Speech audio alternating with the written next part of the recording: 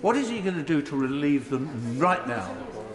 I think the honourable gentleman makes a very good point and represents his constituency ably. In respect of small businesses, we have introduced a package, an energy price guarantee, not only for households but for businesses, which is to the tune of £30 billion in the first 6 months. This was something that was absolutely necessary, and I'm very proud of the fact that we acted very swiftly to protect businesses like those in his constituency. Sarah Owen.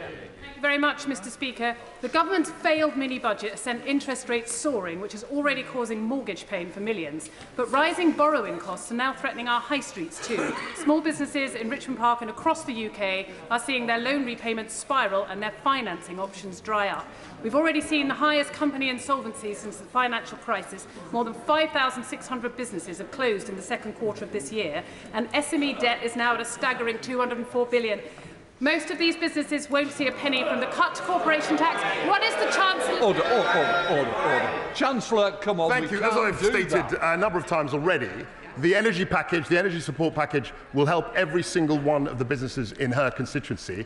And I'd be very pleased to see the Lib Dem growth plan. The anti-growth coalition carbs from the sidelines, but it has nothing to say about growth. Chris Brown. The one thing that businesses always want is security and understanding of what's going to happen for them next year. They're worrying about their borrowing costs for next year. The Chancellor has already made that more difficult for them. He says that he's got a package for energy costs, but it only lasts for 6 months. A leisure company, I spoke to the man who owns a leisure company that I was speaking to yesterday, said that his bill next year will be going from £100,000 to £475,000. He will be closing. Why doesn't he bring in a proper measure that's going to last more than 6 months? So I think the honourable gentleman makes a fair point in respect to energy costs. And that is precisely why we intervened in the way that that my right honourable friend, the Prime Minister, announced only a couple of weeks ago. The package is £60 billion for households and businesses across the next 6 months. And that is a generous package, and we are listening. SNP spokesperson Alison Poulos. Thank you, Mr. Speaker. Businesses of all sizes are struggling with Brexit, import costs, material costs, the weak pound against the dollar and the euro, increased wage and energy costs. And they still don't know what will happen when the Chancellor's temporary reprieve ends in March. The clock is ticking. Calder Millerfield, a food manufacturing business in my constituency, have come back to me with their latest quote, with relief applied, £944,000 per year, up from £160,000 last year. What was the Chancellor going to do to support manufacturing businesses now, because they will not survive with these increases? Chancellor. As I've stated, the energy price guarantee does help in a large measure businesses. And also, I'm not, Mr. Speaker, going to take lectures from the SNP about growth. I mean, in Scotland, for every year from 2010 to 2019, the growth was lower than for the rest of the United Kingdom. I'm not going to take any lessons about supporting business from the Honourable Lady. Boris Robertson. Question number 3, Mr. Speaker. Minister. Mr. Speaker, the Chancellor speaks regularly to the Governor of the Bank of England on a wide range of matters. As my honourable friend knows, the Bank of England sets monetary policy, including interest rates, independently of government. Boris Robertson. I thank the Minister for that response. Obviously, the world situation is the biggest cause of the rise in interest rates, but that is having a detrimental effect on mortgage payers, of course, and it risks negativising the very welcome help that the government has provided through energy costs and tax cuts. Can the Chancellor and the Ministers meet more regularly with the Bank of England to coordinate policy a little more closely? Minister. I thank my honourable friend for his question. He's a passionate advocate in this place for his constituents. The Chancellor and myself meet regularly with the Bank of England and with all of the individual lending banks in the UK. My honourable friend knows that interest rates have increased in every major economy, despite what the opposition may claim to say, and that's why it's so important that we're providing help with energy and cutting taxes. Dame Angela Riedel. Thank you very much, Mr. Speaker, but surely ministers must now, first of all, apologise for the chaos. The mini-budget with its £45 billion of unfunded spending commitments in tax cuts has caused to the bond markets? And isn't it now a fact that there is a Tory premium on every interest rate rise for every borough in this country, and they're not going to forget it when the election comes? Mr. Speaker, I think we understand there's a very clear divide in this House between our side, which is supporting growth, which is providing support for energy bills, giving the economy the confidence and certainty that it needs this winter, and bringing forward supply-side measures that's going to boost the economy, not be on the side of striking workers, bringing this economy to a halt. Shadow Minister Pat McFadden. Thank you. With your permission, Mr. Speaker, I'd like to send my condolences to the families of all those killed in the tragic accident in Creeslough, County Donegal last week. My parents came from quite nearby. It's a beautiful place with a close community, and they're very much in our prayers right now. I'd also like to welcome the Minister to his position. I'm sure that he and the Chancellor's team wanted our first budget to be remembered, perhaps even studied in years to come. Well, Mr. Speaker, they've certainly achieved that ambition. 2-year fixed mortgage rates are above 6% for the first time since 2008, and they've risen sharply since the Chancellor's mini-budget. Everyone coming off such a rate will face much higher payments over the coming year, possibly hundreds of pounds a month more. Why should people who've worked hard to buy their own home pay the price for the government's mistakes? Mr. Speaker, I'd like to add my comments and thoughts to the incident in County Down last week. We've talked, Mr. Speaker, already about our comprehensive energy support package that helps not just every household this winter, preventing them from the uncertainty of energy bills that were potentially forecast to reach £6,500 per home, but also businesses. And this is the government that is on the support side of businesses that's keen to improve the supply side of our economy so that we can grow to create the tax revenues for our high-quality public services. Pat McFadden. Thank you, Mr. Speaker. This morning, the Bank of England made a further intervention in the markets, warning of, and I quote, a material risk to UK financial stability. This risk comes directly from the Chancellor's mini-budget 2.5 weeks ago. How much more will government borrowing cost next year as a result of the rise in gilt yields since the Chancellor's statement on September 23rd?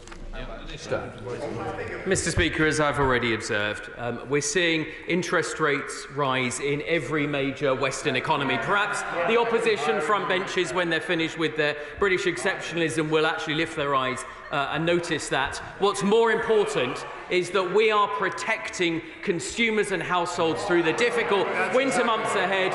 We're cutting taxes, measures that this side of the House supports and that side of the House opposes. SNP spokesperson Alison Poulos. Thank you very much, Mr. Speaker. The IMF observed today that the Chancellor's unfunded tax cuts have complicated the fight against inflation. As a result, the Bank of England is expected to increase the base rate to levels not seen since 2008.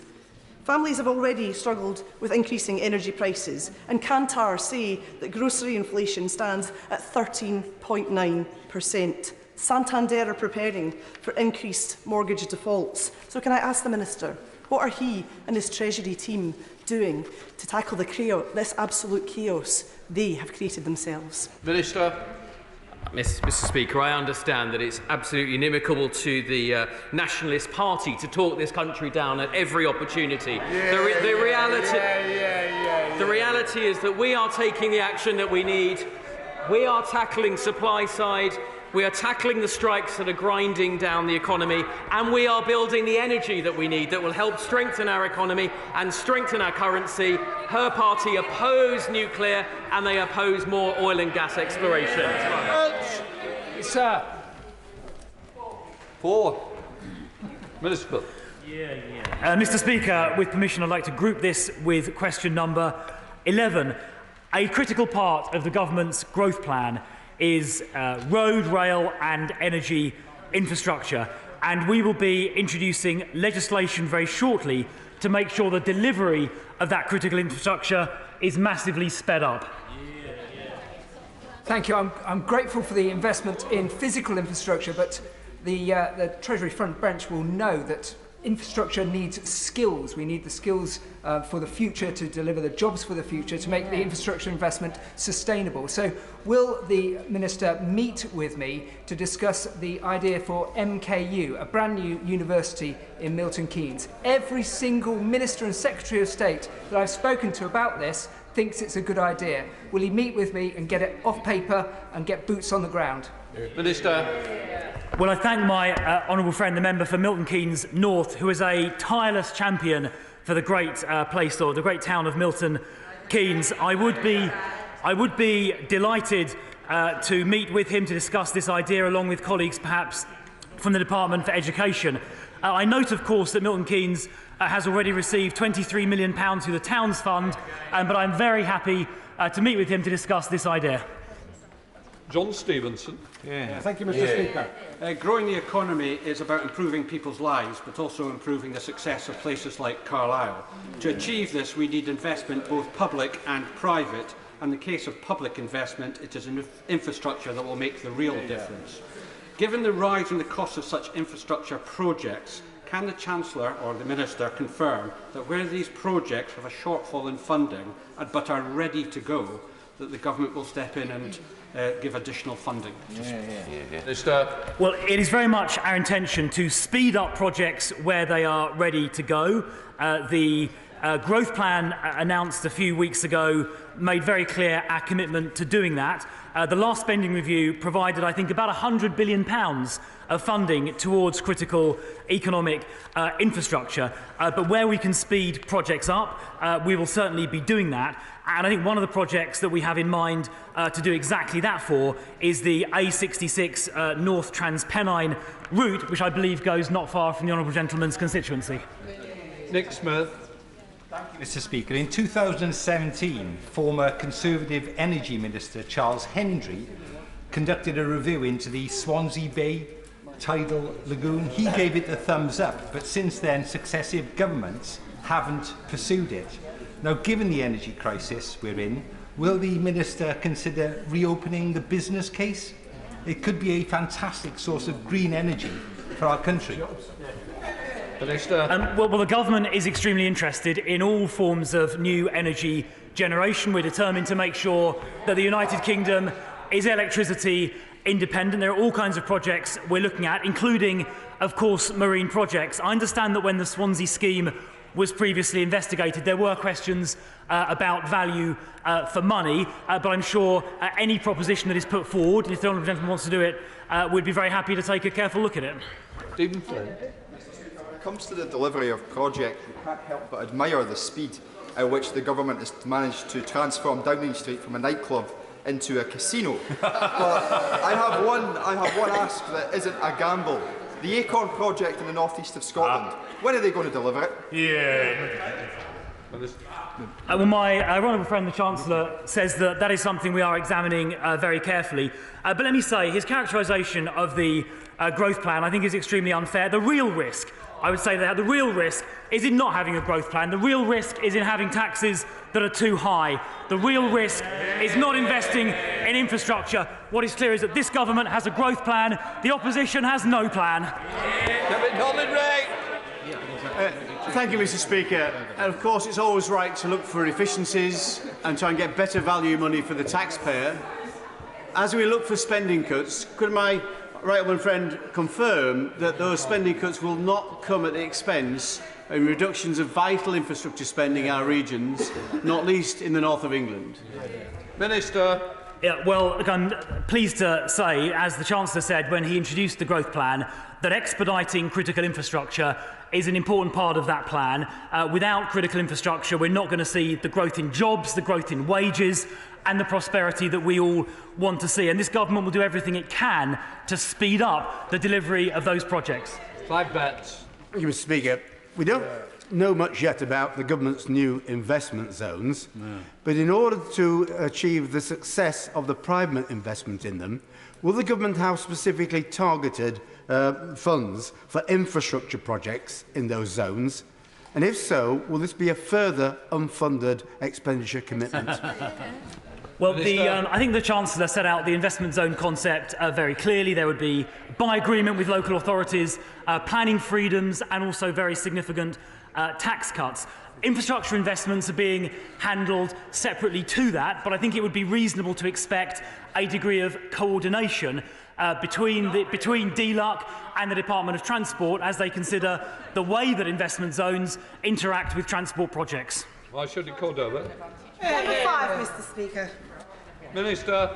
Mr. Speaker, reforming the EU's directive on bonus cap is not about paying people more. All it ever did was increase base pay regardless of performance. It was never a cap on total remuneration, and no one should pretend that it was. Why should it called over? Thank you, Mr. Speaker. That was total nonsense. But as some families in Battersea struggle to keep up with the rising cost of living, this government has chosen to help bankers by removing the cap on their bonuses whilst maintaining the cap on household social security. Shame. Now, despite soaring bills and growing inflation, the cap has remained stagnant since 2016, plunging hundreds of thousands of families into deep poverty. The cap on social security is cruel.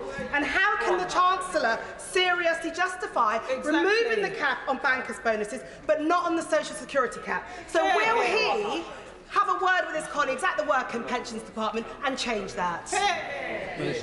Mr. Speaker, the Honourable Lady's fully booked her place as a member of the Anti-Growth Coalition. In 1970, this government is not afraid to be on the side of the people that create the wealth that funds our public services. In 1979, the top 1% of earners paid about 10% of income tax. They now pay 29.1%. That's 3 times as much. Your friend agree with me that scrapping the cap on bankers' bonuses will not only increase competitiveness but also increase tax receipts as well, Mr. Speaker? Minister. Yes. Thank you, Mr. Speaker. At a time when my constituents are struggling to make ends meet, they're struggling to put food on the table and struggling to put the heating on, this government has decided the way to increase growth in the economy is to lift the cap on bankers' bonuses. As Shadow City Minister, not a single person that I spoke to in the city or a single bank that I spoke to said this was the right policy to drive growth in the economy. So could I ask the Minister, does he really think this policy will drive growth in the economy, or are we going to see yet another U-turn from his government? Minister. I can assure the Honourable Lady that this government is going to grow the economy, and it's going to grow the economy by releasing the burden, the yoke of taxation, whether that's on ordinary people, cutting the basic rate of tax from 20 pence to 19 pence, whether it's today by reversing the increase in national insurance or by cutting the taxes on the businesses that she's been meeting, and I welcome that, by reversing the increase in corporation tax next year. Mr. Speaker. Minister. This government will back first-time buyers by increasing the level at which they start paying stamp duty. Young couple can now purchase a property for up to $425,000 without paying tax. Mr. Speaker, it's a core tenet of our belief to help everyone onto the housing ladder. So can I ask the Minister what assessment has he made since the growth plan about helping people and areas build houses for those who need it and want it? Minister. My honourable friend, the Secretary of State for Department of Housing Local Government will be making a statement to this House in the coming weeks. Lawrence Eshelurme. Thank you, Mr. Speaker. My constituent wrote to me and said, what world do the Tories live in? I guess one where you protect the rich and wealthy. The suggestion that the Treasury thinks that a person on 30k a year can buy a home in London is frankly laughable and salt in the wound. Can I please ask the Minister how he expects my constituents in Vauxhall, who are already struggling to pay their rent, to save on a salary of 30k to buy a new home? Minister. I'd be very happy to write to the Honourable Lady to talk to her constituents about the unprecedented intervention that we have made to protect her constituents this winter from their energy bills, putting valuable certainty and confidence not just into every household, but into every business in the economy, which is why today the IMF have increased their growth forecast for the United Kingdom. Number 7, Mr. Speaker. Thank you, Mr. Speaker. In relation to his question, he will have seen that I brought forward the publication of the medium-term fiscal plan to the 31st of October.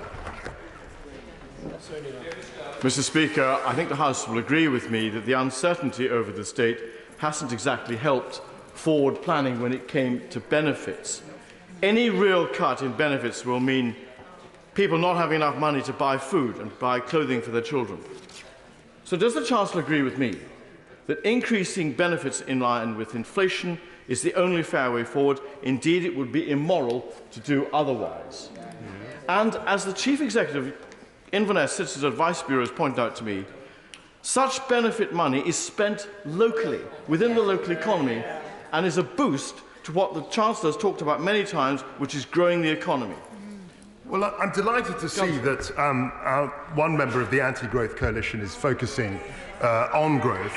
But in relation to his specific question, he will understand that the medium-term fiscal plan is coming out on the 31st of October, and I'm not going to prejudge any measures in it. Robert Halford. Thank you, Mr. Speaker. Does my honourable friend agree that a very important part of the plan for growth is the levelling up fund? And has my honourable friend seen Harlow Council's levelling up fund bid, which I wholeheartedly support, which would transform a derelict area of our town centre into a thriving cultural quarter with jobs, investment and tackling antisocial behaviour, with these abandoned buildings which have far too long blighted the heart of our town? I know that my right honourable friend is a redoubtable and highly persuasive representative of his constituents, and I'd be very happy to talk to him about what we can do together to help his great constituency. Steve Deutsche. Mr. Speaker, the Bank of England has had to intervene not once, not twice, but 3 times now. And the impact on pension funds is obviously very, very significant. Many of my constituents are going to be deeply worried.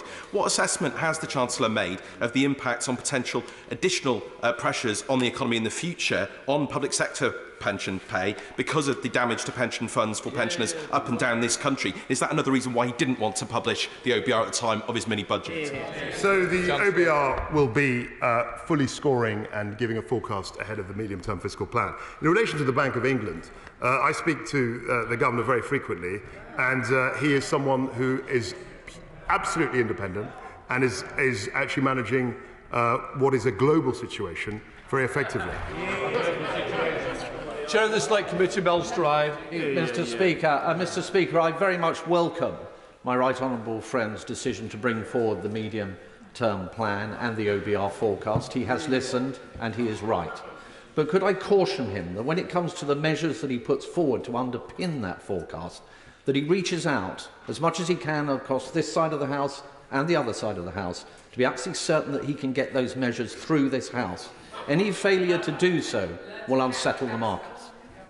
My right honourable friend is absolutely right. He does a brilliant job chairing his committee and is full of wise counsel. And he's absolutely right that we will and should canvass opinion widely ahead of the publication of the plan. Alison McGovern.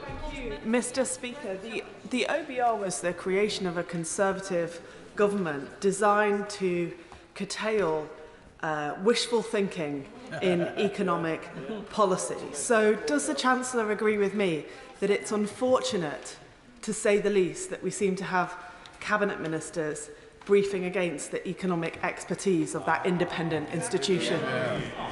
Chancellor. As far as I'm concerned, and I speak to investors regularly about this, the OBR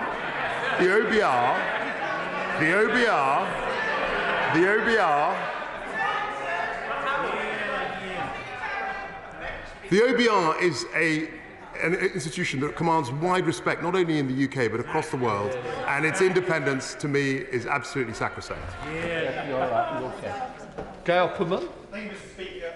The energy price guarantee is an outstanding part of the growth plan and key, but far too few businesses and households know about it. Can I urge the Chancellor to have a nationwide mail-out campaign coupled to government taking the lead on the reduction of energy in all public buildings, as the Germans and other countries are doing so? This has the twin benefit of saving consumers and also reducing taxpayer subsidy.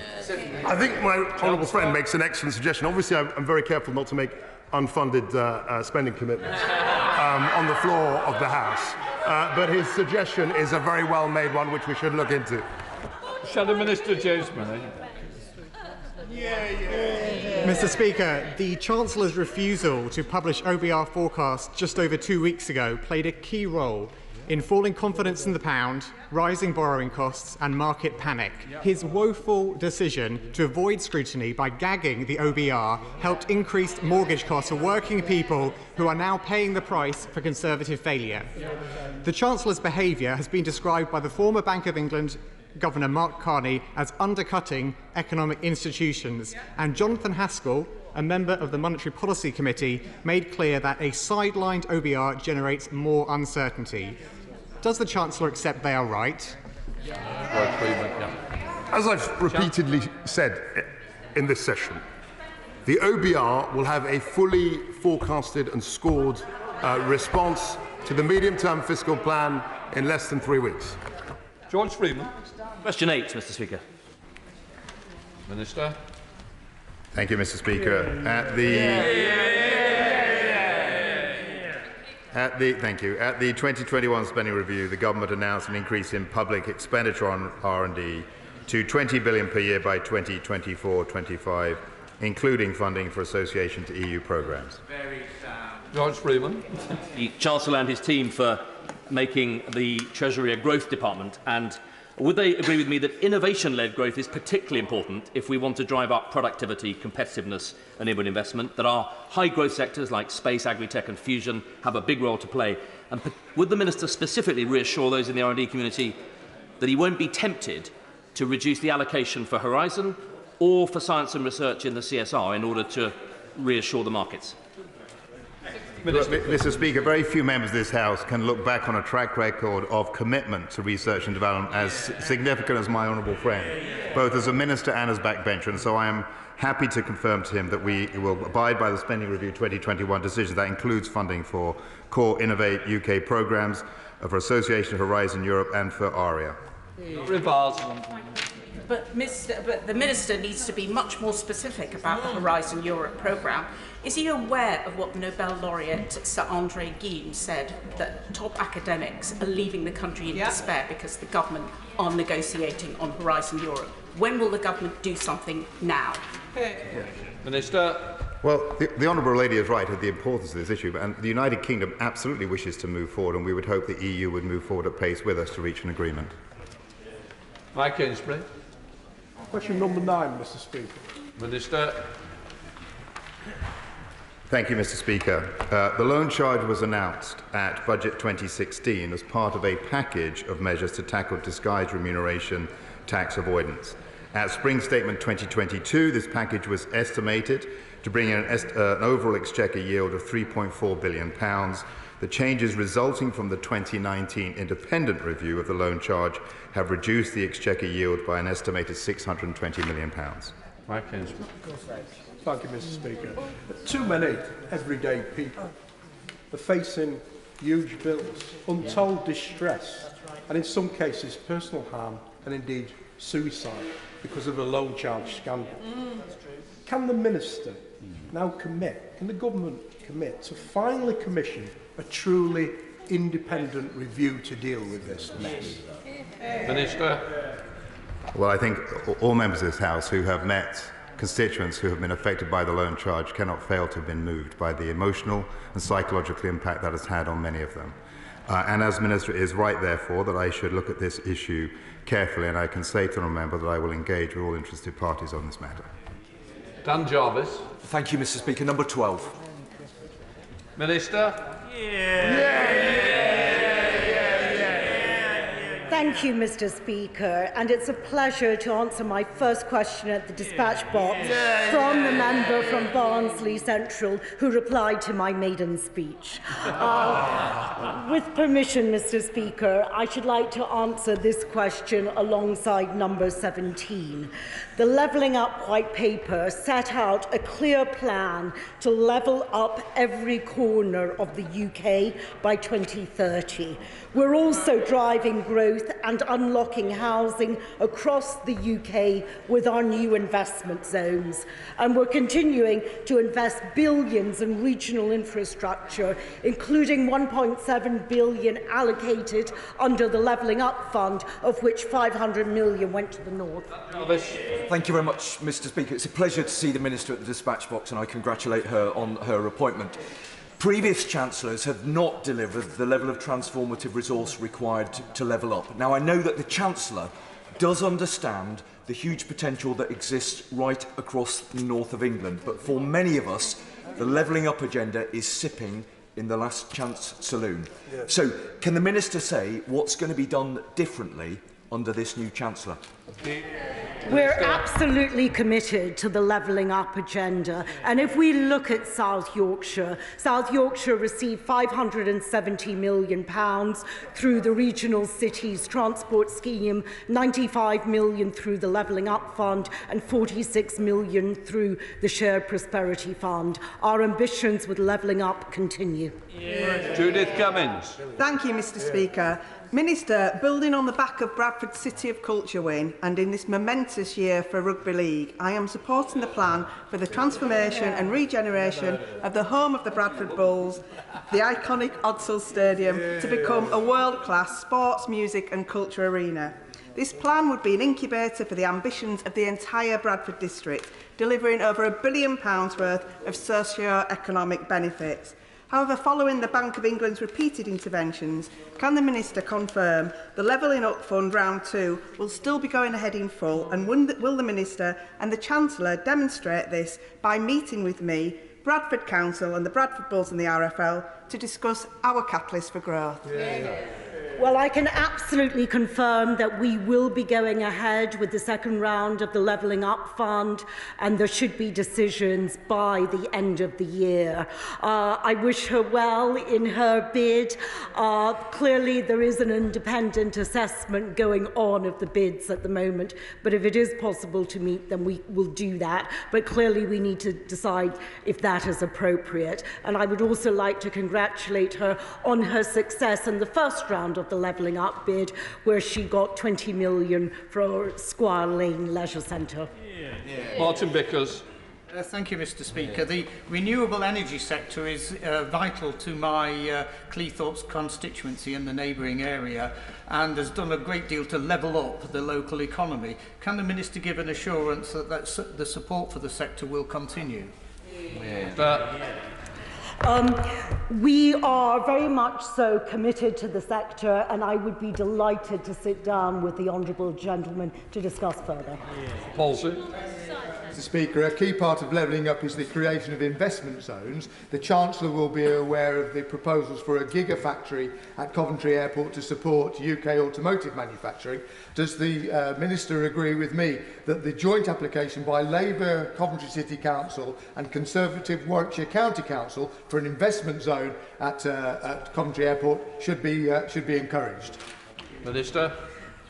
We're encouraging all higher local authorities to look at the investment zones and to apply. I think that they are a great tool for development. So absolutely, I would encourage that application. Pete Wishart. Mr. Speaker, never so much chaos has ever been inflicted on so many by so few will be the motto that will reverberate down the eons for this government. But can I ask her, do they actually still believe in this fairy tale of levelling up? Isn't it now just a matter of how far they're going to level us all down? Minister. Everything that we are doing is being driven by a growth agenda so that we can level up all the way across the United Kingdom. David Morris. Oh, thank you, Mr. Speaker. I'm sorry, I couldn't hear at that moment in time. Mr Speaker, the Eden Project North is, as far as I'm aware, the only project in the Levelling Up Round 2 that has got planning permission and land allocated. What I would like to know is when the decisions will be made so that we can get this shovel-ready scheme going, because Eden themselves have got £50 million from the table and we're asking for £50 million as match funding in effect. Decisions on the second phase of the Levelling Up round will be made by the end of the year, and I wish him very well. David Linden, 13. Thank you, Mr Speaker. I have regular discussions with my right honourable friend, the Secretary of State for Work and Pensions.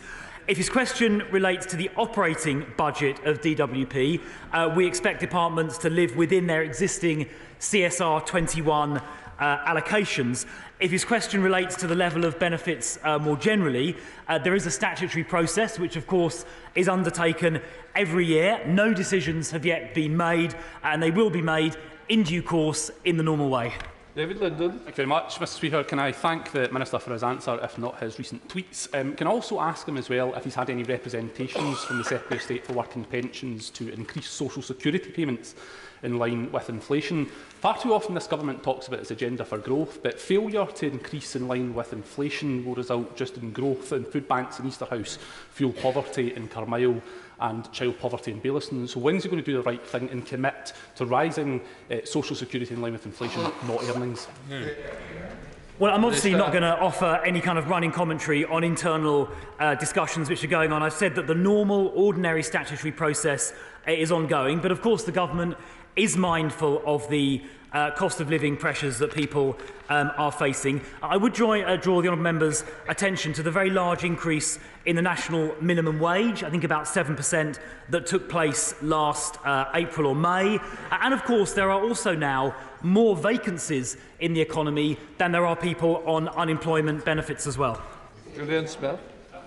Confirm to this House that the government will not balance the forthcoming tax cuts on the back of the poorest people in our country?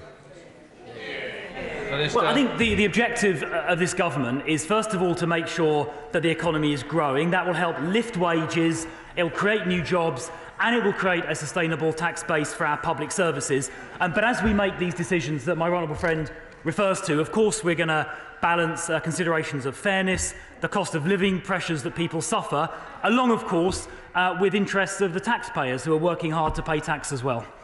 Chair of the PAC, Dame Megler there. Thank you, Mr Speaker. Mr Speaker, the Minister has talked about vacancies in the job market.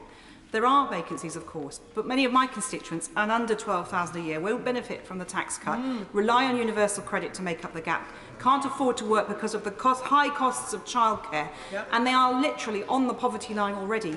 What is his advice to them, and will he give us some comfort that the DWP will make, or the government will make the right decision on uprating benefits? Minister. Well, I've already explained that the normal statutory process is underway, but when it comes to helping people on low incomes, I've mentioned already the very significant increase in the minimum wage just a few months ago. We've made an unprecedented intervention this year amounting to £37 billion, which is disparate already, which is disproportionately directed towards people on lower incomes. So that 1/3 of households on lower incomes are receiving an extra £1,200 this year. The Honourable Lady also referred to the fact that people earning now £12,570 or less pay not a penny of national insurance and not a penny of income tax, and that is thanks to the action of this Conservative government. David Simmons.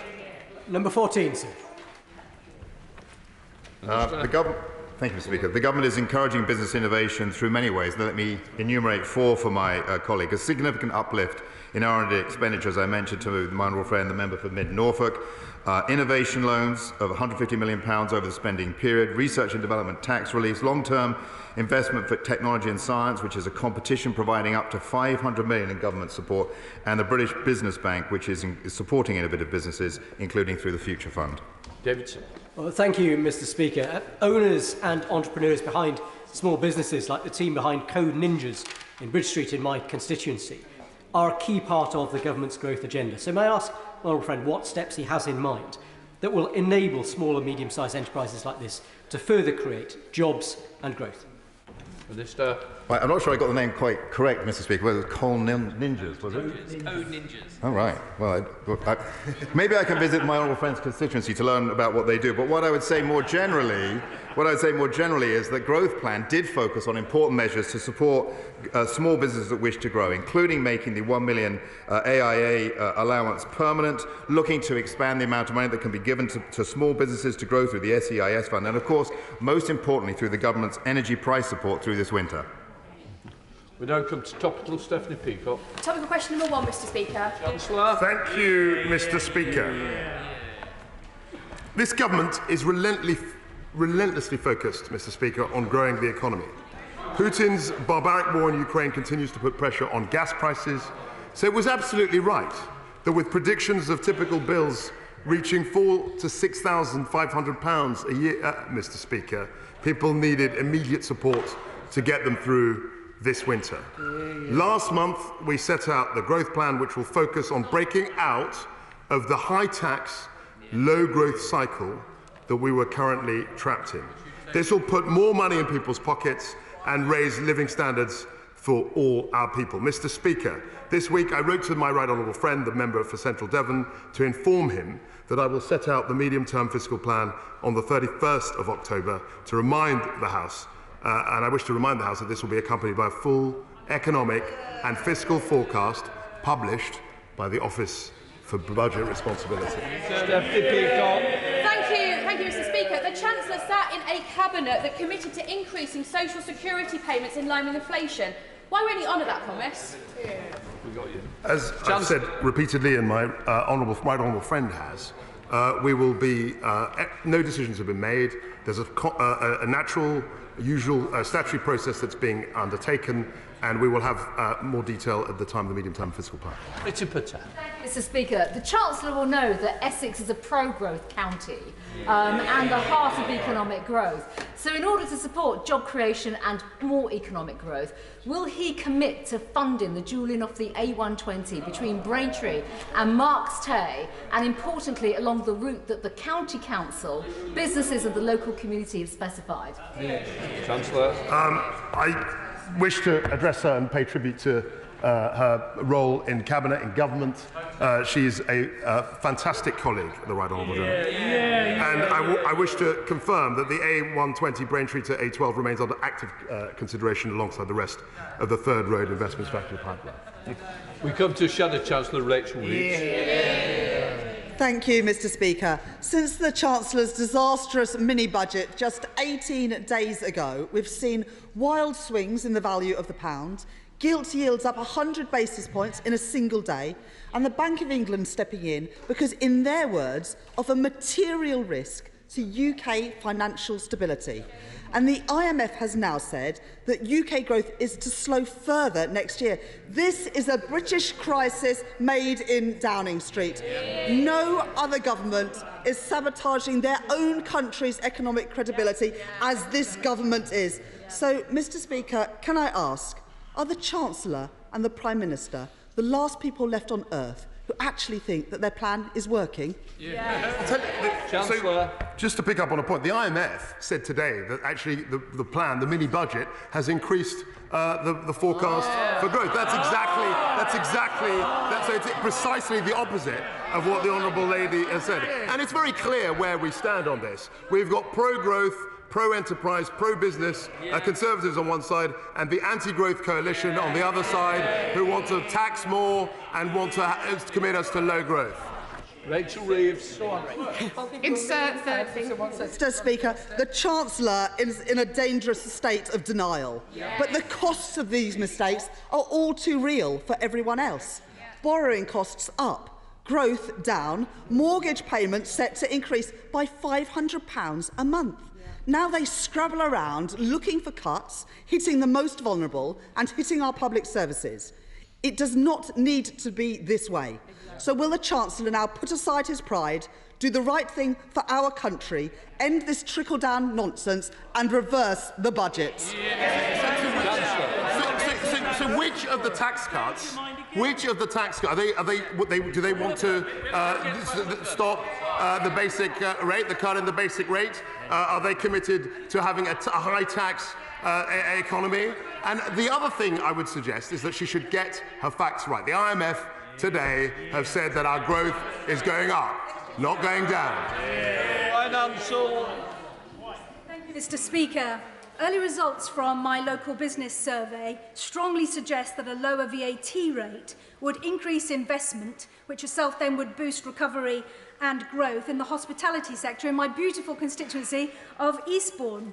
Will my right honourable friend be reviewing the case for a lower rate to bring us back into line with some of our international competitors? Minister. Thank you, Mr. Speaker. Eastbourne is indeed beautiful, as indeed is North East Bedfordshire and many other parts of the country. And my honourable friend is absolutely right to talk about the importance of VAT to the hospitality industry, particularly as we move through the period of COVID recovery. But as we now move towards the growth plan, we need to look at the level of taxes on small businesses in general, and that is a key part of the work that I'll be looking at as part of the tax simplification plan. Kirsten Oswald. Thank you, Mr. Speaker. Push payment fraud losses increased by 71% in the first half of 2021, with the losses from that type of fraud surpassing card fraud for the first time. So what steps is the Chancellor taking to tackle this huge surge in this fraud, and importantly to ensuring that victims, including my constituents, are reimbursed for their losses instead of being unfairly penalised for falling victim to these increasingly sophisticated scams? Minister. Mr. Speaker, push payment fraud is indeed a growing problem. It's one the government takes very seriously. It's why we'll be taking powers in the Financial Services and Markets Bill that will mandate reimbursement to consumers. Theresa Villiers. It's a massive relief that the nightmare scenario of energy bills of £4,000 or £5,000 or even £6,000 has been prevented by the energy price cap. Will the government explain how they're reducing the cost to taxpayers of that scheme and stabilising the energy market for the future? Absolutely right. I think my right honourable friend was 100% right to notice that the energy intervention was exactly the right thing. We're going to have a commitment to fiscal responsibility, which will stabilise the economic situation and picture. And I'm sure that her constituents will fully understand what the growth plan is all about. It's about putting more money into their pockets so we can have a growing and dynamic economy. Alan Dorrans. Thank you, Mr. Speaker, and good afternoon. Mr. Speaker, the Scottish Government announced yesterday that they will be doubling the December bridging payment, which is granted to low-income families, to £260. The Child Poverty Action Group noted this will make a real difference to households struggling with the cost of living crisis. What plans does the UK Government have to follow suit and bring in targeted measure for low-income households? Chancellor. So as my right honourable friend, the Chief Secretary, said earlier, most of the measures that constituted £37 billion intervention were targeted directly at vulnerable constituents, all our vulnerable constituents here in this House. The energy price guarantee also is going to be greatly beneficial to people across our country who are suffering from the cost of living. There is a huge amount of intervention that this government is committed to, and of course our top priority is to make sure that everyone can get through challenging times as best they can. Or a trough. Thank you, Speaker. The Chancellor has provided vital support for families across Sevenoaks and Swanley with their energy bills. But for my more rural constituents who are off the mains gas grid, they've seen heating oil prices rise over double in the past year. The £100 support is welcome, but can the Chancellor and the Business Secretary review this support in light of these severe price rises? Absolutely. I'm in frequent contact with my right honourable friend, the Business Secretary. We actually we dedicated a pot specifically to help people who are off the gas grid, but we're very happy, I and my right honourable friend, to help my honourable friend and her constituents in this challenging time. Rachel Muscle. Thank you, Mr. Speaker. In the light that the Bank of England is having to go even further to refinance the UK government bond market, what discussions has the Chancellor had with the pensions regulator about the viability of defined benefit schemes and the devaluation of defined contribution schemes or annuities? Or are workers going to have to pay for this? My honourable friend, the Financial Secretary of Treasury, and I are engaged with all the regulators, particularly the PRA, and we will be absolutely committed to getting to the bottom of what's happened in the particularly the long-dated gilt market, where it's been over-levered over the last few weeks. Mark Harper. Thank you very much, Mr. Speaker. The Chancellor has said that he's going to set out a fully costed plan to get debt falling as a proportion of GDP, which he's confirmed at the dispatch box will be done in just under 3 weeks' time. The Institute for Fiscal Studies, in their report this morning, has suggested that in order to do so, there will need to be fiscal tightening of around £62 billion in the next 4 years. Does the Chancellor agree with their analysis? And if he doesn't, as I suspect is the case, can you just set out for the House why not? As I've said repeatedly, I'm not going to prejudge what's in the medium-term fiscal plan, which will be fully scrutinised, not only by the OBR, but I'm sure by the right honourable gentleman, my friend, the right honourable member himself. So I don't think it's right for me to prejudge or anticipate the measures there today. Christine Jardine. Thank you very much, Mr. Speaker. Currently, the IMF, despite the Chancellor's confident words, the IMF is predicting that inflation will last longer in this country than in other similar economies. And in my constituency of Edinburgh West, where we have half the national average rate of unemployment and claimants, people are so concerned that more than half of them are talking about cutting their essential budgets, and 20%, according to recent reports, are concerned that they might have to turn to food banks for the first time. So when will the Chancellor reassess the potential impact of this growth plan and accept that maybe he's got it wrong? The IMF very specifically said this morning that the 2023 forecast for growth in this country has gone up as a direct consequence of the mini-budget.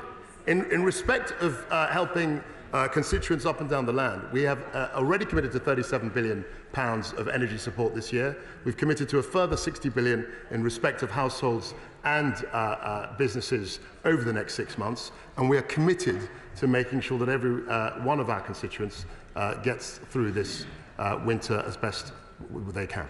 Sir Britliff. Mr. Speaker, I've had numerous residents, such as those at Harwood Bar Caravan Park, get in touch about the £400 energy support scheme. The previous Chancellor confirmed that there was an equivalent scheme for those in caravan parks and park homes. Can the Chancellor please provide an update for my residents in Hamburg and Haslingden? As I said in relation to heating oil, there is a pot of money that is going to be reserved for people, to help people who are off the grid, and that's something that we've already made announcements about, but I'd be very happy to speak with her and also with my right honourable friend, the Business Secretary. Christian Matheson. Thank you, Mr. Speaker. Chester City walls cost about £600,000 a year to upkeep, but that money has to come out of the local authorities' highways budget. Can the government set aside a small amount of money to help local authorities with the stewardship of internationally important heritage assets? Minister. Government continues to support the heritage and cultural sector. There are several sources of funding from government arm's-length bodies, such as the National Lottery Heritage Fund and Historic England's repair grants. So I would encourage the honourable gentleman to look into those. Paul Holmes. Thank you, Mr. Speaker. Since the 1970s, residents in Eastleigh have long been expecting and have been promised at times funding for the Chickenhall Lane bypass, including being allocated funding in the 2015 Red Book. Will the Minister agree to meet with me and Hampshire County Council to discuss getting this sorted for people who have waited for simply far too long? Minister. Well, my honourable friend is a tireless advocate for this and other projects in his constituency. And of course, I and perhaps colleagues from the Department for Transport would be delighted to meet with him and his county council colleagues to discuss this important project. Thank you, Mr. Speaker. The Chancellor was warned that unfunded tax cuts would force the Bank of England to increase rates, and that's exactly what's happened. And the Bank of England today has said that the mini-budget, in effect, has caused a material risk to Britain's financial stability. Can the Chancellor explain how people are supposed to pay their mortgages that have gone up by £500 on average and £900 in London? What is he going to do about it? Because it is not acceptable that his incompetence is risking people's livelihoods. So, 2 points to that. Firstly, the Bank of England did not say that the mini-budget increased risk. That they certainly did not say that. The second issue is that, of course, as global rates are rising throughout the world, there is exposure. And that's precisely why we thought that it right, and it was absolutely right, to have the energy intervention, which was for 2 years. I mean, the Labour plan was only 6 months. Let's not forget that. And secondly, to reduce the burden on people by reducing taxes. Thank you, sir. Talking to people working in the housing industry in Winchester, they're not convinced that the stamp duty reduction will help first-time buyers while inflation and particularly mortgage rates are creeping up. Lenders are coming back with some good rates, and the Chancellor will know that, but when he delivers his statement on the 31st of October, will he ensure that it has confidence at its heart, and knowing him it will be this, a relentlessly positive statement so that we can push confidence right the way through the market? It will be relentlessly upbeat. They are challenging times, but we've got to live within our means, and there will be an absolute iron commitment to fiscal responsibility. Steve McCabe. Thank you, Mr. Speaker. Will the Minister admit that if the Government doesn't increase the guarantee credit component of pension credit in line with inflation this year, it's effectively cutting the incomes of our poorest pensioners when they need help most? We're absolutely committed to fairness and helping the most vulnerable in our society. We're always committed to that, and I will not prejudge or anticipate measures in the medium-term fiscal plan this afternoon.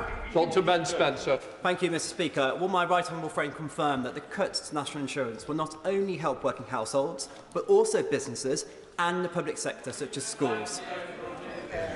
My honourable friend and constituency neighbour, dare I say, is absolutely right. The reversal of the planned increase in national insurance will help businesses, will help individuals, and also will help the institutions that he refers to. Emma Hardy. Thank you, Mr. Speaker. Can the Chancellor state how much the investment zones are worth and how they will be funded? There will be more detail about investment zones. My right honourable friend, the DLUC Secretary of State, will be updating the House on the specifics on the investment zones. Final question, Kevin Holden. Thank you, Mr. Speaker. The UK has quite rightly frozen around £30 billion of Russian foreign currency reserves. A number of countries are moving from freezing those assets to seizing them to pay reparations to Ukraine. Would my right honourable friend look at similar measures from the UK? Measures have been discussed in the past. I think the right honourable member for Surrey Heath did talk about this earlier in the year, and these schemes are always being looked at in light of what is an increasingly bleak situation in Russia-Ukraine, volatile. Right, let us start with the urgent questions. We'll just let the bench clear.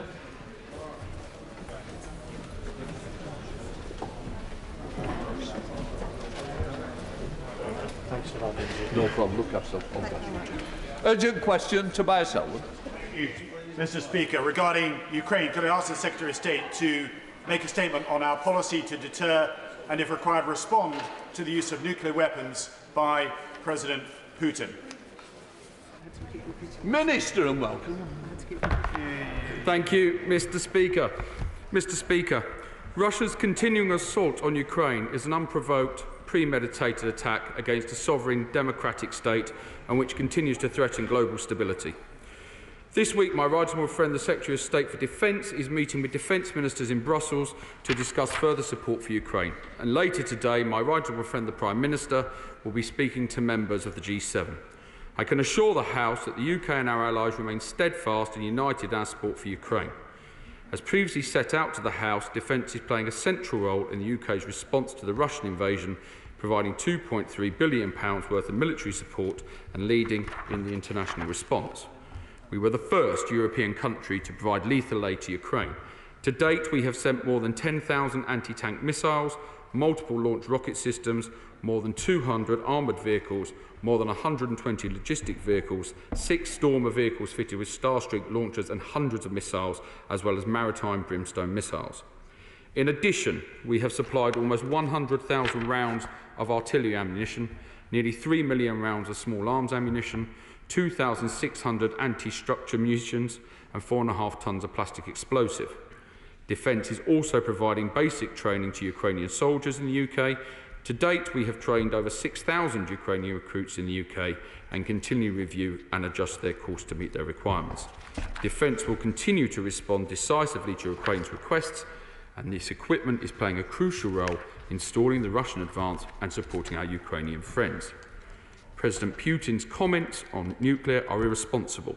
No other country is talking about nuclear use. We do not see this as a nuclear crisis. Thank you, Mr. Speaker. Thanks to our support and from allies, Ukrainian forces have done the unthinkable in pushing back Russian forces. But with Putin now on the back foot and the third largest military in the world humiliated, this conflict has entered a darker chapter, and we can't be bystanders. Putin can't be seen to lose this war, and as his response to the Kerch Bridge attack shows, he's stooping ever more to unconventional tactics. The prospect of Putin turning to tactical, low-yield nuclear weapons remains low, but the threat has increased, and this poses questions for Britain and indeed the West that must be addressed before, not after this line is crossed. Russian military doctrine allows the first use of nuclear weapons in response to conventional attacks on Russian soil. That's why these sham referenda took place in the Donbass region, so Putin could claim that this was part of the motherland. In response, as things stand, our formal position is so-called strategic ambiguity, the promise of a response, but no public clarity of what that might be.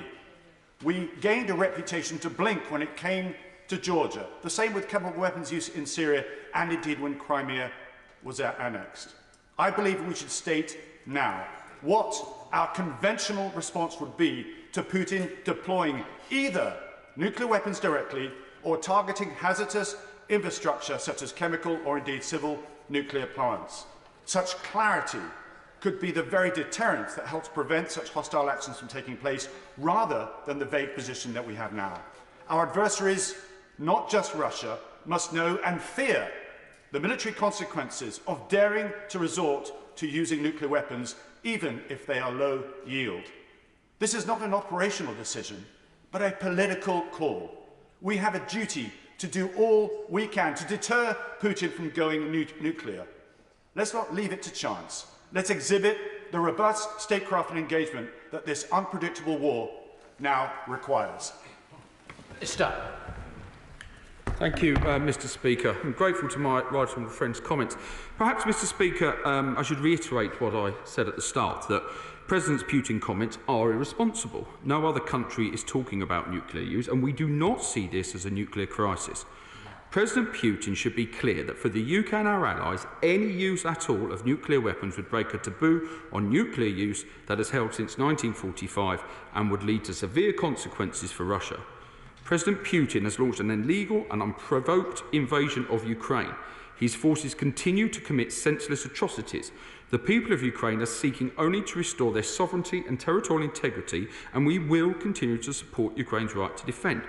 Now, my right honourable friend draws on tactical nuclear missiles, but we see nuclear is nuclear. And perhaps, Mr. Speaker, if I can reiterate the point that the Secretary-General of NATO said, President Putin's nuclear rhetoric is dangerous. It is reckless. NATO is, of course, vigilant. We monitor closely what Russia does. Russia must understand that nuclear war can never be won and must never be fought, and it will have severe consequences for Russia if they use nuclear weapons. And this has been very clearly conveyed to Russia. So we will continue to support Ukraine, and we will continue to support them in their efforts to liberate even more territory, because they have the right to do so. It has not been, and it never has been, tactically smart to outline exactly what responses would be to any potential situation, and we will continue on the lines that this government has outlined, and that indeed of what the Secretary-General has outlined. Shadow Minister Luke Pollard. Thank you, Mr. Speaker. I'd like to welcome the new minister to his place. It is because Ukraine is winning that Putin's behaviour is becoming so volatile. The sham referenda, the irresponsible nuclear sabre rattling, the missile attacks on civilians. These are the hallmarks of a tyrant on the ropes and a tyrant who is losing. Labour stands with our friends in Ukraine, and with our unshakable commitment to NATO, the Minister knows that on this side of the House he has our full support for the actions the government is taking to help Ukraine win. Yesterday's missile attacks on civilians are a significant escalation. The NATO Secretary-General was right when he described the attacks as horrific and indiscriminate. Ministers have Labour's full support in countering Putin's aggression. And in that spirit, can I ask him when he will set out a long-term strategy of support for Ukraine so we can make sure that Putin's war ends in failure? Can he confirm the NLAW replacement orders have now finally been placed? And when he expects to replenish our depleted weapons stockpiles? And what assessment has he made of the worrying statements by Lukashenko and the continued presence of Russian troops and armour in Belarus? I would also be grateful if the Minister could address the concerning media reports of the withdrawal of almost 700 British troops currently deployed to our NATO ally Estonia without any planned replacement. This risks sending the wrong message at the wrong time and has worried our international allies. Mr. Speaker, we cannot walk away until the job is done. With that in mind, can he reassure the House that he won't be withdrawing any further UK troops from our allies and that the UK will be meeting our NATO commitments? Finally, Mr. Speaker, as more bodies are unearthed in sites of war crimes, we remember them, and we remember those killed yesterday in Putin's criminal missile strikes. Does the Minister agree with me that the best justice for those killed is victory for Ukraine, a free and sovereign nation, and war crime tribunals for those responsible? Minister. I'm grateful to the honourable gentleman for his kind comments at the start, and I look forward to working across the dispatch box on these vital issues. And in terms of his comments, Mr. Speaker, about the horrific war crimes that we've seen unfolding every time there is a Russian retreat, I think every decent human being is indeed appalled. I'm proud of the fact that the UK government is funding ICC, and that we will do everything we can to support Ukraine in bringing these horrific perpetrators of these crimes to justice. In terms of the postures from Lukashenko, I hope the honourable gentleman forgive me if I can come back to him in a written answer on those particular issues. In terms of Estonia, now the overall capability of our commitment in Estonia is far more important than the number of troops alone, and we've committed to strengthen this capability over the forthcoming years. I was in Estonia, indeed Latvia and Lithuania in my previous role in the NATO Parliamentary Assembly. I've seen firsthand the work that continues and takes place there, and all of our NATO allies can be reassured that we are committed to making sure that the NATO front line is secure, and we work with colleagues, and that will be a variation in how that is put about. Of course, in terms of the support, honourable gentleman would notice that my honourable friend, the Secretary of State for Defence, has indeed set up the International Support Fund. This country contributed £250 million to that. I believe the total figure is now somewhere above €400 million, and that is indeed in place to help support Ukraine as this war moves forward, as the conflict carries on, so that they can use that money not just in the conflict, but to help rebuild and, of course, make sure that they've got the ammunition supplies and things they need going forward. In terms of NLAW and our weapons supply, we are confident that our industrial supply chains are working with us, and that we'll be able to make sure that we've got the ability to defend ourselves and support, but we don't comment on operational capability beyond that. Ian Duncan-Smith. Mr. Speaker, can I just say to my right honourable friend, first of all, welcome him to his position. Can I also say to him that what's happened over the last few days is a war crime, if ever there was a war crime, and I do hope that the government and the whole of the alliance will pursue this now and commit to the pursuance of all those responsible for the deliberate targeting of civilian areas. There can be no respite, and we should be sanctioning anybody that we think has had anything to do with it. Can I say to him, however, with regards to the question, that I agree that ambiguity is not the same as no plan. The purpose of what Putin is doing right now is to split the alliance. Everything he does is to split the alliance. What he wants from us is for part of the alliance to get wobbly and worried about the potential use of nuclear weapons and start calling for negotiation. So the critical issue here is all of the alliance united and must remain united on the idea that we have a plan, but it's for his case to judge whether or not we would ever use nuclear weapons, not for us to say whether we would and the alliance would stay together. Minister. Well, thank you, Mr. Speaker, and I'm most grateful to my right honourable friend for his kind comments. And if I can first of all just focus on his comments about nuclear rhetoric. Indeed, Mr. Speaker, we've seen this pattern before. President Putin uses it as a sabre to rattle to indeed try to worry and deter our efforts and distract our efforts in Ukraine.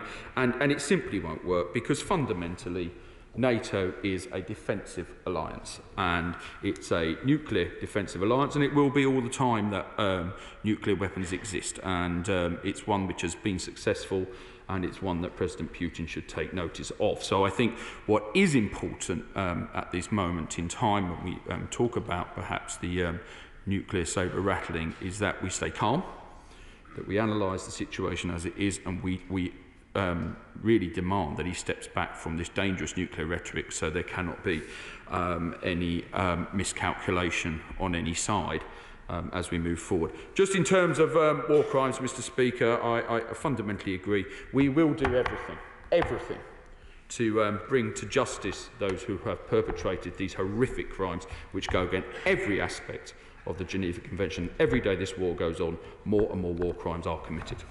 MP spokesperson Dave Duggan. Thank you, Mr. Speaker. I'm also pleased to welcome the new Minister to his place. These barbaric attacks by Russia on Ukraine's civilian population and infrastructure, together with their extremely unwelcome nuclear rhetoric, demonstrate the renewed urgency with which Ukraine's defensive capabilities need to be upgraded, particularly in terms of air defence like that which Germany is sending and that which the United States are also sending. So what anti-air assets is the UK sending, and how can this be accelerated and increased?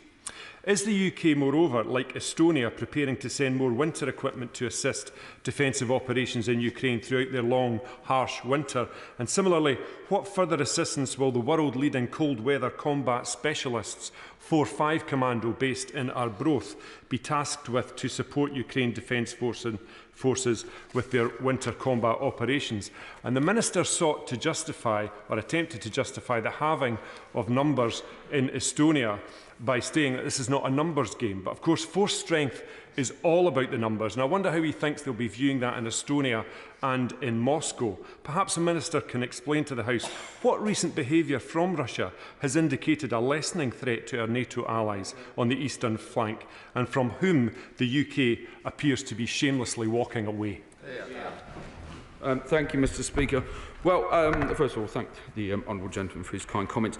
In terms of Estonia, this isn't about the UK walking away from a NATO ally. This is about NATO defence and NATO operations that vary over time, and that we work with our allies. And as I say, I've been to these countries very recently. I've seen the exercises that take place and how we play part of that. And I don't think we should focus down on just one particular area and try to suggest that we've walked away. We have not done that. In terms of his air defence questions, of course, we have got Stormer vehicles, we have got Starstreak missiles, and we remain committed to delivering to Ukraine what it needs and when it asks for, and how that can best be tactically used. And those operational capabilities are a constant conversation between the Ukrainian government and the British government. And in terms of cold weather preparation, again, we are working exceptionally closely with the Ukrainians to supply them in the equipment and training that they need to get through this winter. Well, to Liam Fox. Speaker, I'm delighted to see my right honourable friend in his place, and he's quite rightly talked about the coalition of countries who have been helping Ukraine defend itself, including the United Kingdom, something of which we should be very proud. But can he also confirm that Iran has now supplied Mahajir 6 and Shahed variant UAVs to Russia? And can he tell us what other countries are giving logistical support and weaponry to Russia in its war of choice against the Ukrainian people? Minister. I'm grateful to my right honourable friend.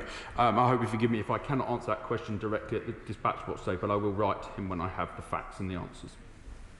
Ellie Reeves. Thank you, Mr. Speaker. Yesterday, I was talking to Natalia, a Ukrainian teacher who came to my constituency with her 7-year-old twins when the war broke out. She watched in horror over the weekend as bombs rained down on her home city of Kyiv. Her husband and mother are hiding in a bomb shelter. But Natalia's 6-month placement under the Homes for Ukraine scheme is at an end, and she is terrified of having to return with her children. So can the Minister tell us what conversations he has had with his colleagues in the Home Office and Housing and Local Communities to ensure that those who have fled war are not now facing homelessness as placements come to an end? Well, the Honourable Lady does raise a very important issue, one which has been repeated, and if she could send me the exact details, I will talk to colleagues in the Home Office. Mr. Speaker, the events on the edge of Ukraine have got more and more alarming over the last few days, and clearly there's a major role for NATO in their efforts to try and bring things back to a peaceful situation. But what information can the Minister in his new place, for which congratulations, can he share with us today about talks that we've had with other countries like China and India who may have useful leverage on Putin? Well, of course, the situation in Ukraine, Mr. Speaker, is indeed a government-wide situation, and one which involves the Foreign Office as much as it does the MOD. Those relationships are certainly ones that sit within the Foreign Office, and I'm sure that my right honourable friend, the Foreign Secretary, will have heard the comments of my honourable friend today. Larry Ben. Very much indeed, Mr. Speaker. Does the government regard the Kerch Bridge, which of course links Russia and Ukrainian territory seized by Russia in 2014 and which was attacked over the weekend, as a legitimate military target? And would he care to contrast that target with the pictures we saw yesterday of a large missile crater in Kiev right next to a children's playground? Well, I'm grateful to the right honourable gentleman, and of course Crimea is Ukrainian territory which has been invaded, and how indeed any allegation of what happened at the bridge behind the attack is one for the Ukrainians to answer. But in terms of his comments about what happened at Kyiv, it is a war crime. It is simply a war crime, and the people responsible for that, we will do every effort to hunt them down and bring them to justice. Dr. Julian Lewis. Mr. Speaker, my right honourable friend is a reassuring presence at the dispatch box, and I congratulate him on his recent appointment to his post. Does he agree with me that all that will deter Putin from the use of nuclear weapons will be the thought, A, that they may be ineffective, and B, that they will not result in the West withdrawing its military support for Ukraine, which is what has enabled it successfully to resist so far? So is it not imperative on the West to make it clear that that support will continue? And did he note the remarks of General David Petraeus, who said that Western support in conventional terms would be redoubled if any such move were made by Putin? Well, Mr. Speaker, I'm grateful to my right honourable friend for his kind comments, and indeed General Petraeus really just outlines the situation overall, that NATO is united. It is a defensive force. It is a nuclear defensive force. I'm proud that this country has had a constant at-sea nuclear deterrent for almost 54 years, something which statistically is deemed to be impossible, but something we have achieved and continue to achieve. And that acts as a major counterbalance to any leader of a country who may be thinking that nuclear weapons may be something to use. It's been shown that the policy works.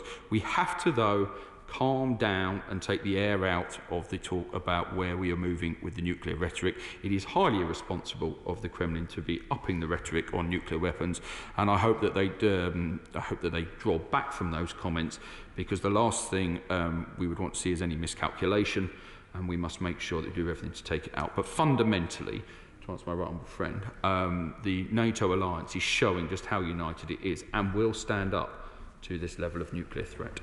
Forward. Thank you, Mr. Speaker, and I thank the right honourable member for Bournemouth East for tabling this urgent question on the enormously important issues that we've been discussing. I must disagree with his suggestion in newspapers today that we reconsider no-fly zones over Ukraine's cities and critical national infrastructure and expediting Ukraine's membership of NATO. Putin is ever weaker at home in Russia, while this is a failed operation in Ukraine against Ukraine. His popularity could grow significantly in Russia if his attempts to paint this as a NATO-Russia conflict are successful.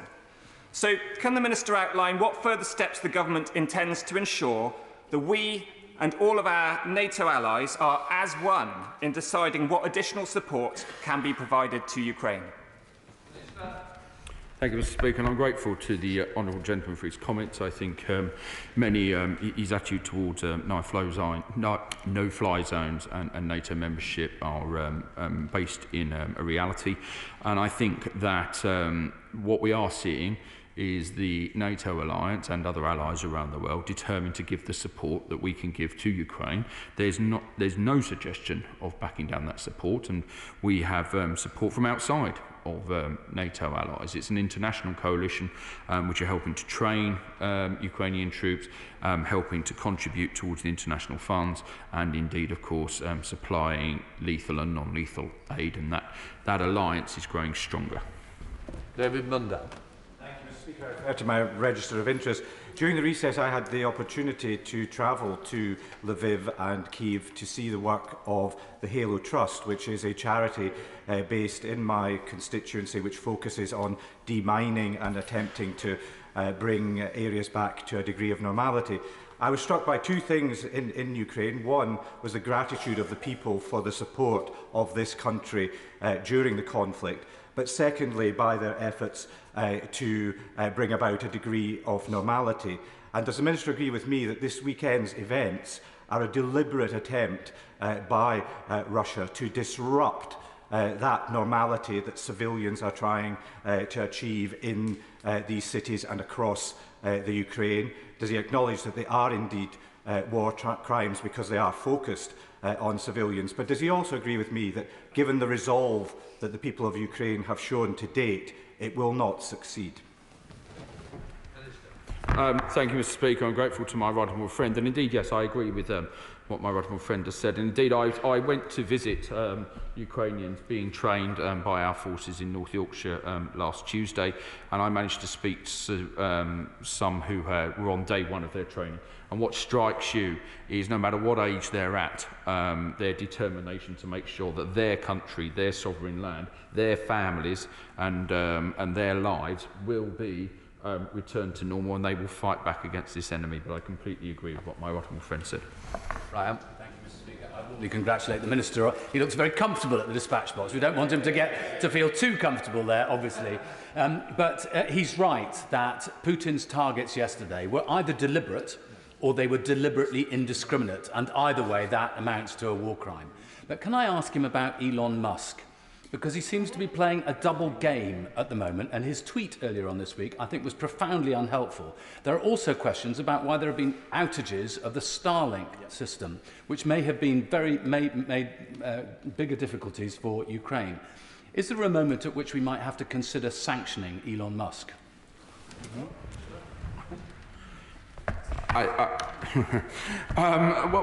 What I say is that sanctions remain under review at all times, and everything will be taken into consideration in the round. I think we must always make sure we're well aware of what all the facts are, not just react to social media, and then those things can be looked at, and whether any sanctions would be appropriate or not. Thanks, Joel. Thank you, Mr. Speaker, and I warmly welcome the Minister to his post. Today is Ukraine Day at Cheltenham Literature Festival, and this morning I had the extraordinary privilege of meeting musicians, poets, writers who've travelled from bombarded cities to come to Cheltenham to perform. Will he join with me in thanking the British Council and indeed Cheltenham Literature Festival for ensuring that our support isn't just military, but extends to supporting the culture of that great country too? Well, I'm certainly delighted to do that, Mr. Speaker, and I know that my honourable friend will have been deeply involved with his constituents and the Ukrainians, and I know that his office will be giving them the warmest welcome possible. Thank you very much, Mr. Speaker. Putin's murderous actions over this weekend are a surefire sign of his desperation. His desperation partly comes from the host of desertions we're seeing from the Russian military and an army thought to be his pride that is actually in retreat. But does the Minister agree with me that we need to be making the point that every single person in Russian uniform who commits a war crime will be sought, not just those who were in positions of power, and also that we should be doing everything we can to increase the scale of Russian desertions and undermine Putin's campaign in that way? Yes, I'm grateful to the honourable gentleman. I completely agree with what he's just said. And, you know, I don't think we can at all underestimate the scale of the atrocities that are being committed as war crimes. There are many members in this House who have served in the military. There are many members in this House who have been in the battlefield. They are trained to the laws of the Geneva Convention, to the laws of the battlefield, as are many people in the Russian, and certainly the Russian leaders will know those laws. And there are consequences to that. And I'm proud that we are putting funding and investment and resources into the ICC to bring these people to court. And I think that whatever we can do, I know would have the support across the House, because we have to. We have to say that it doesn't matter who you are. If you're a squaddie to a general, if you've committed a war crime, we will find you, we will send you to prison, and if you don't believe that, we are still sending former SS officers who are almost in their hundreds to prison today. James Gray. Mr. Speaker, the Russian doctrine of escalate to de-escalate almost certainly means that when the rats are cornered, and the rat Putin and his rat-like friends are cornered right now, they will lash out. That's almost without any question at all. And that won't, I hope the Minister's right in thinking that won't necessarily be nuclear lash out, and I think it probably is quite unlikely. We must be ready for it if it is. But there are so many other ways you could do so with regard to cyber, with regard to chemical and biological weapons, with regard to economic weapons. And it might well be covert operations beyond Ukraine, not necessarily in Ukraine itself. So what preparations the MOD make, I don't want details because quite rightly he won't tell us, but I hope that the MOD are making careful preparations for all sorts of hybrid warfare which may well now occur and may well be in place other than Ukraine. Thank you, Mr. Speaker. Well, I'm grateful to my honourable friend, and indeed he raises points that we spoke about many times in the NATO Parliamentary Assembly, and so he'll be well aware that chemical, biological, hybrid warfare, cyber warfare are certainly as much in military planning and strategy as indeed our nuclear weapons. Huge amounts of resources go into cyber capability and those areas. Indeed, part of the memorandum that the former Prime Minister signed with Finland and Sweden was to give support in those areas if they were to be attacked. And so overall, I can assure my honourable friend that all of these issues are discussed in the round. I couldn't comment on specific operational capabilities, but I hope I can reassure him that these issues are treated just as seriously. Lara Anderson. Thank you, Mr. Speaker. Recently, I went to Kyiv with a group of other parliamentarians, and no conversation that we had there didn't include justice and taking all of these war criminals to court. Can the Minister say what discussions he has had about not just freezing assets, but seizing and repurposing and using those assets to rebuild Ukraine, and discussions about a special tribunal to work alongside the ICC to prosecute the act of aggression and bring more perpetrators to justice? I'm grateful to the honourable lady and the intent of her question. I've not had those discussions. I'm obviously early into the role, but I will certainly take the comments back to other ministers. I think overall it's something that goes into the round of allies and the international community and how we approach, because it's not just this country who is seizing assets and sanctions, and it's not just this country who will be involved in the ICC and how we take it forward. But I can't answer a question specifically, but I'm sure other colleagues have heard it, and if you'd like to write with me more details, I'd be happy to respond to them. Jonathan Johnson. Thank you, Mr. Speaker. As Russia loses on the battlefield, they seem to be engaging in retribution through attacks, missile attacks on civilian areas.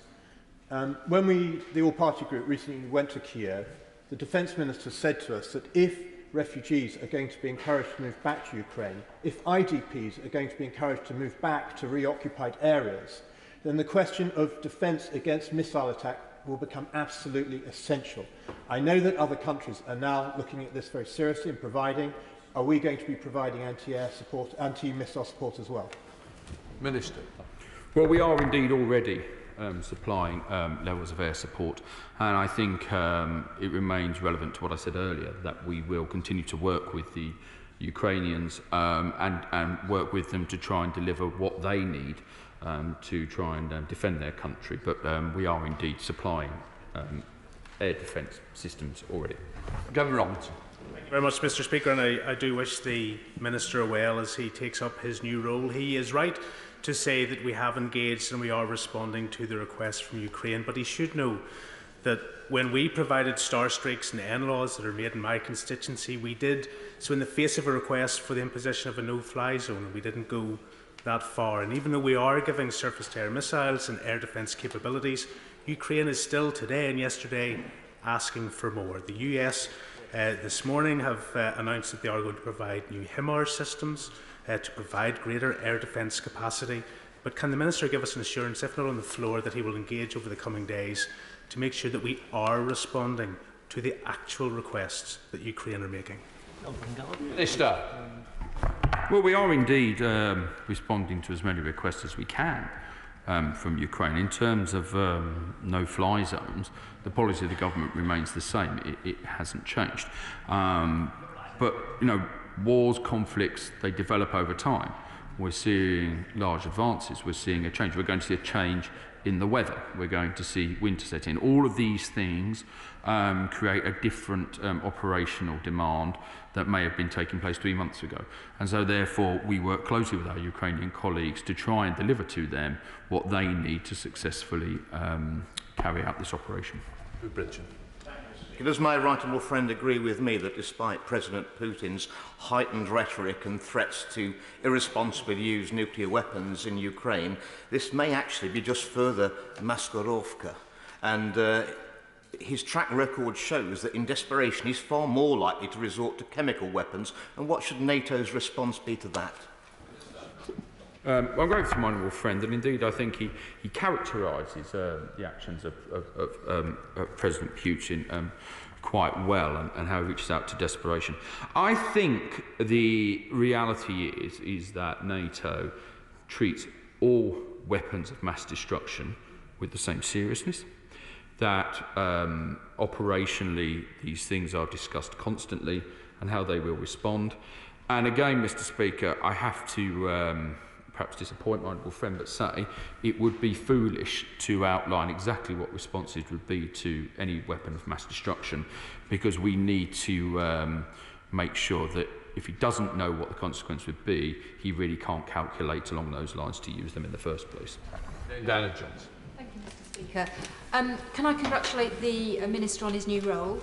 Can I just add further to the question that was put by my honourable friend for Lewisham Western Penge, whether there's been any discussions with the Department for Levelling Up Housing and Communities, who are responsible for the Homes for Ukraine scheme, and the fact that many councils are worried that they're going to have to deal with homelessness from many of the Ukrainians who are here on that scheme.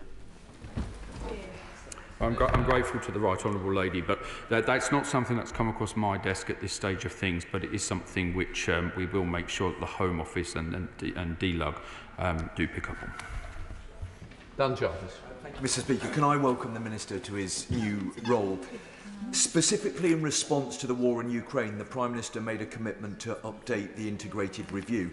And we now know that Professor John Bew is leading a process from Downing Street that aims to report before Christmas. Given the concern that has been expressed from members right across the House about the potential loss of capability and the loss of personnel, does the Minister think that it would be prudent not to make any cuts to defence until we know what the outcome of that review is going to be? Well, as the honourable gentleman know, it's a commitment of the government to indeed increase spending on defence, move to 3% by the end of the 2030s, 2.5% of the way. But of course, we've already increased defence spending by £24 billion in real terms since 2020, and there are no plans to cut that defence budget at this time. Mike Ainsley. Thank you, Mr. Speaker. I welcome the Minister to his place. I had a conversation today with the Local Government Association, who informed me that 1,915 Ukrainian families are presented as homeless. Again, raising the points my honourable members have raised. Again, I'll press the Minister to have urgent conversations with the Secretary of State for Levelling Up and indeed the Home Office Minister as well.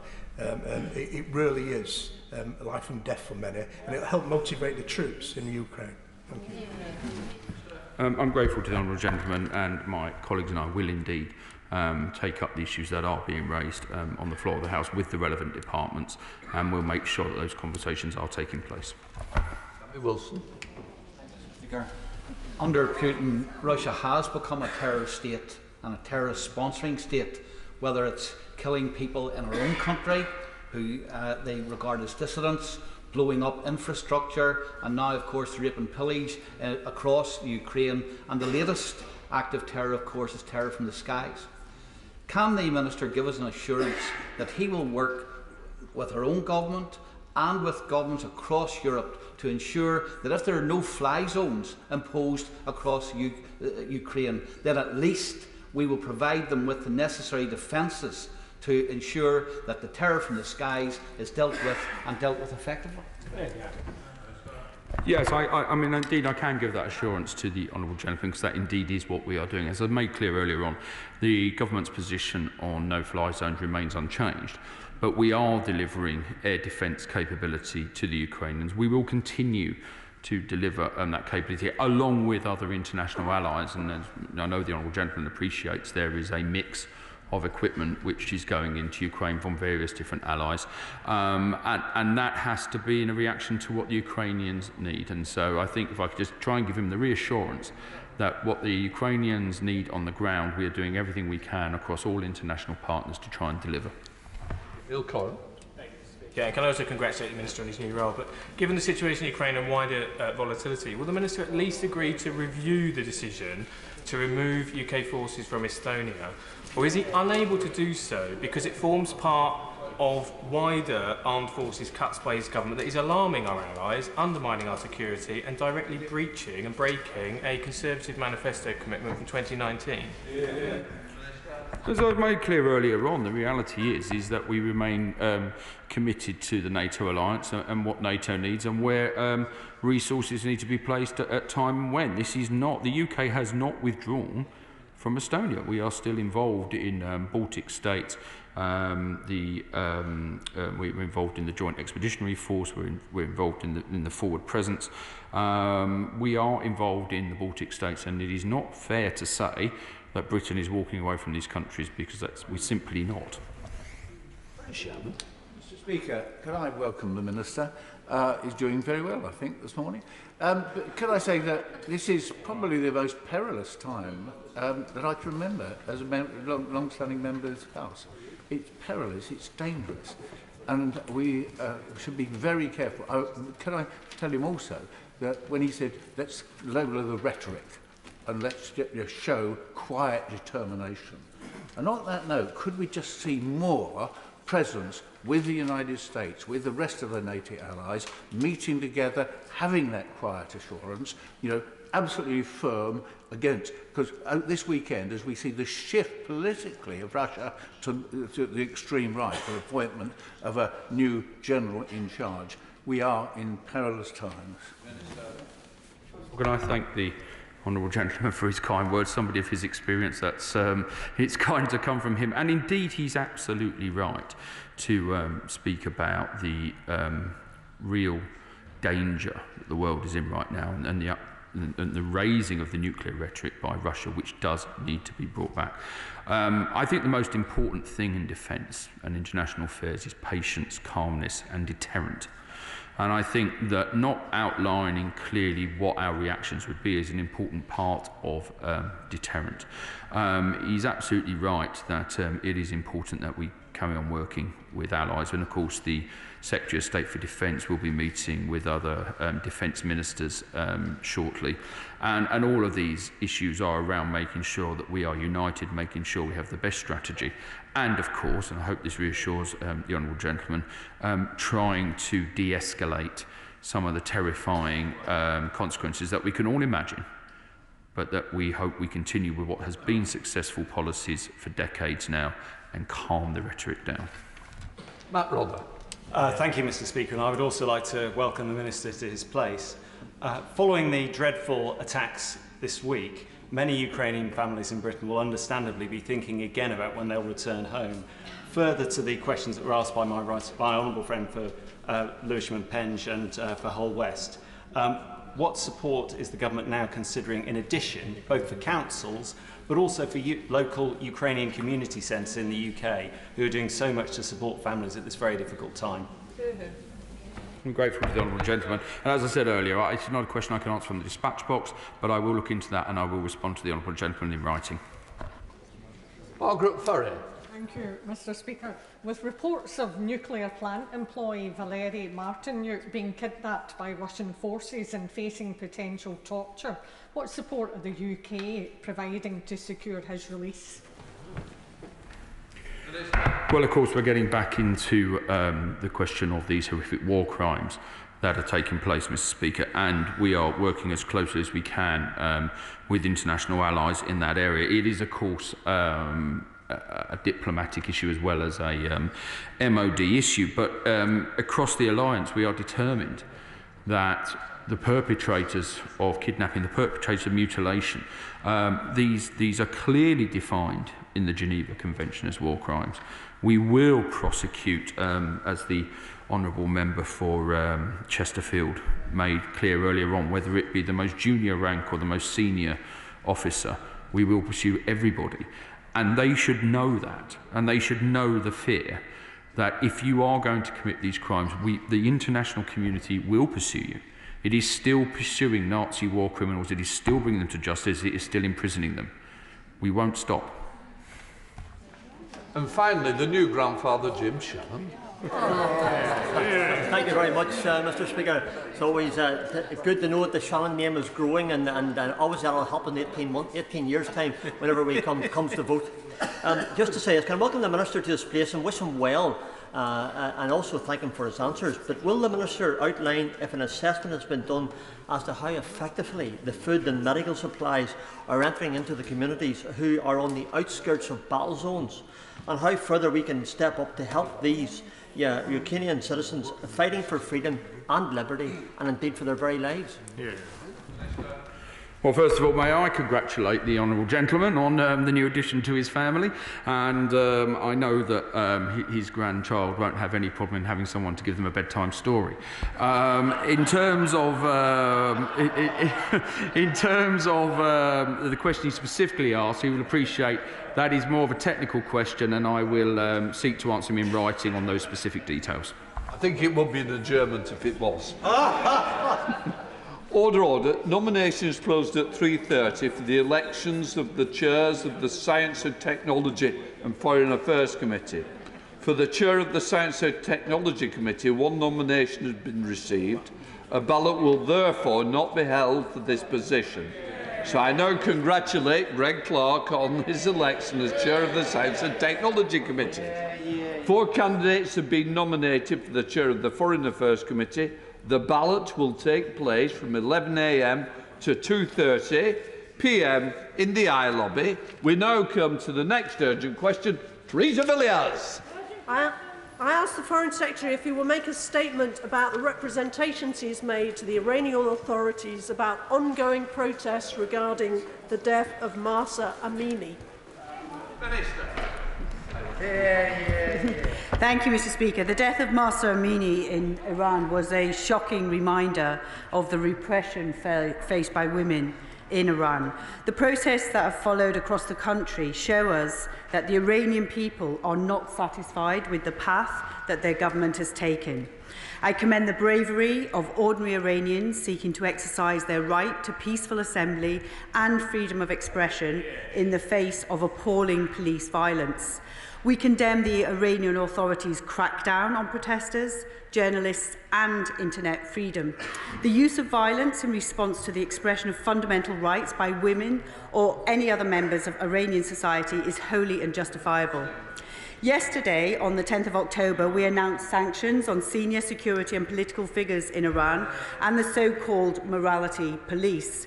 We have sanctioned the morality police in its entirety, as well as both its chief, Mohammad Rostami Chesme Gachi, and the head of the Tehran division, Haj Ahmed Mizari.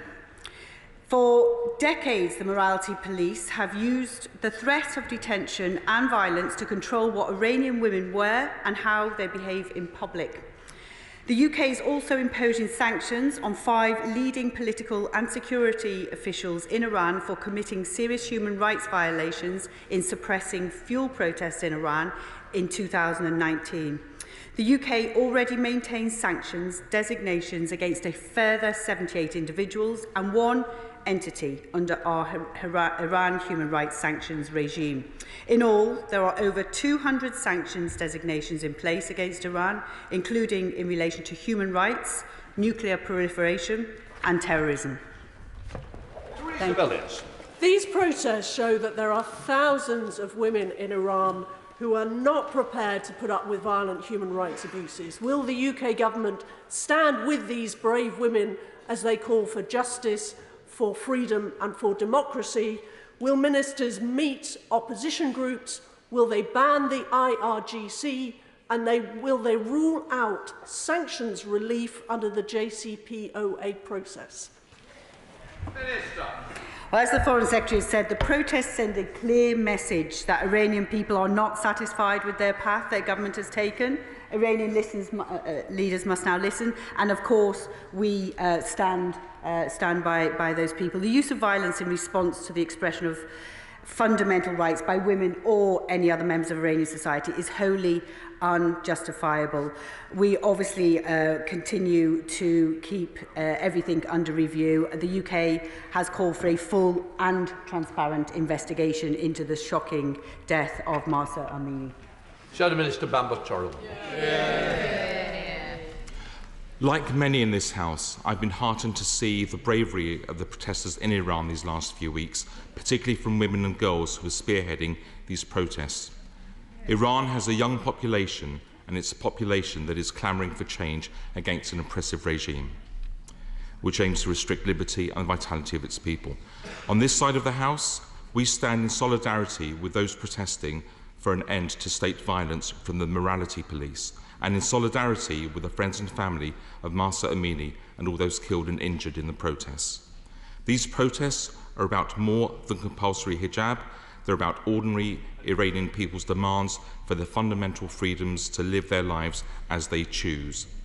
We're seeing a flourishing of Iranian civil society, and the UK must support this. I'm pleased that the government has increased the sanctions on Iran following the Labour Party's calls to do so, but the UK must do more to support Iranian civil society and independent journalism. BBC Persian Radio, despite being illegal, is accessed by millions of Iranians, yet the BBC has announced that it will be closed down. I ask the Minister, what is the government doing to support access to independent news in Iran? If the current regime in Iran ends, the UK government needs to be ready to work with Iranian partners. The UK today should be building links with progressive forces within Iran, supporting all those who speak up for human rights. So can I ask the Minister to tell us how the UK intends to build relationships within Iranian civil society? There is a sense that change is coming, and we need to be on the right side of history. Minister. I thank the honourable gentleman for his comments and agree very much with his sentiment. And BBC Persia is a legitimate journalistic organisation with editorial independence from the UK government, and we condemn some of the things that have been happening with regard to the persecution of family members, employees, ex-employees of BBC Persia, and it is very important that they continue their work, and of course we are continuing to support the BBC and the BBC World Service in that.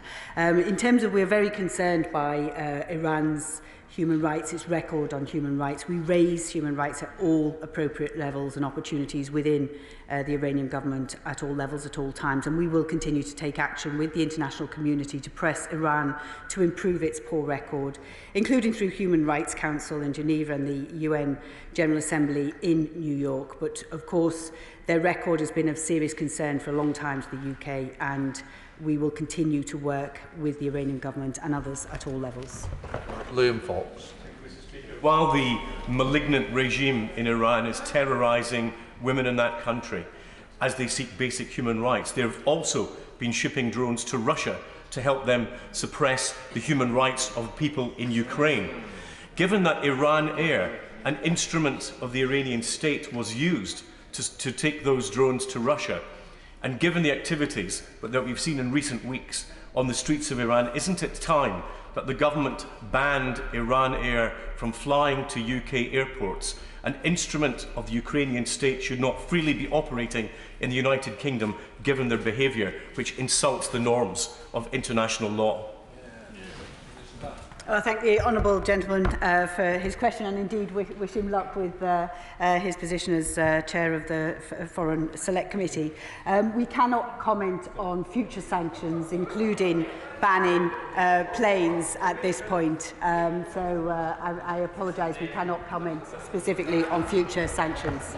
SNP spokesperson Kirsten Oswald. Mr Speaker, the SNP condemns the Iranian regime's violent crackdown on protesters, women in particular, in the strongest possible terms, and we're deeply concerned by their vow to further crack down with no leniency, which seems an ominous indication of further mistreatment.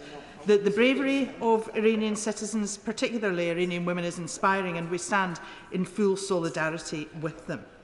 We would like to hear from the UK Government explicitly recognising the death of Mahsa Amini as femicide, and I'm also keen to understand how the UK Government intends to go forward with international partners, for instance in calling for an independent investigation and raising the mistreatment and killing of protesters at the UN level. And Mr Speaker, we'd also welcome clarity on how the UK Government is able to support the free flow of information to help protect protesters, particularly women, and on what plans are in place to support ethnic minorities such as Kurds amidst the regime crackdown. As I have mentioned before, the UK has called for a full and transparent investigation into the murder of Mahi Amini. We continue to work, including with our international partners, to explore all the options for addressing Iran's human rights violations. And as you know, we never comment on future possible designations or future work that we're doing, but we will continue to work very closely with our international partners. Duncan Smith. Speaker, can I just say to my right honourable friend that I think somehow that the government's got itself into a position of being conflicted over its position with regards to Iran. This terrible case of this, basically a murder of this young woman, calls into question all of the actions of Iran across a wide spectrum. We talk about the morality police, but it's not the morality police, it's the Iranian government that has imposed this desperate situation on Iran. Will she now say that the government will pursue full criminal actions against essentially the appalling abuses that are taking place and take this to the United Nations at once? Minister. Well, of course, I understand the request from my honourable friend, but at this point we cannot comment on any further actions that we will take. We have clearly condemned the Human Rights Act record, we've clearly condemned the murder, and we've clearly asked for a full and transparent investigation. Valerie Vaz. Mr Deputy Speaker, brave young women are being beaten to death just for wanting to be women and to conserve their human rights. But we have British citizens, Morad Tabaz and Mehran Raouf, who are still incarcerated in Iran. What is the British government going to do to release them? Of course, we have ongoing discussions about many different cases, but I'm afraid I'm not able to comment on those at this point. Thank you very much, Mr. Deputy Speaker. And the death of Mahsa Amini is a tragedy. And once again, Iran has shown a disregard for women's rights. Women should be able to make their own decisions and not live in fear.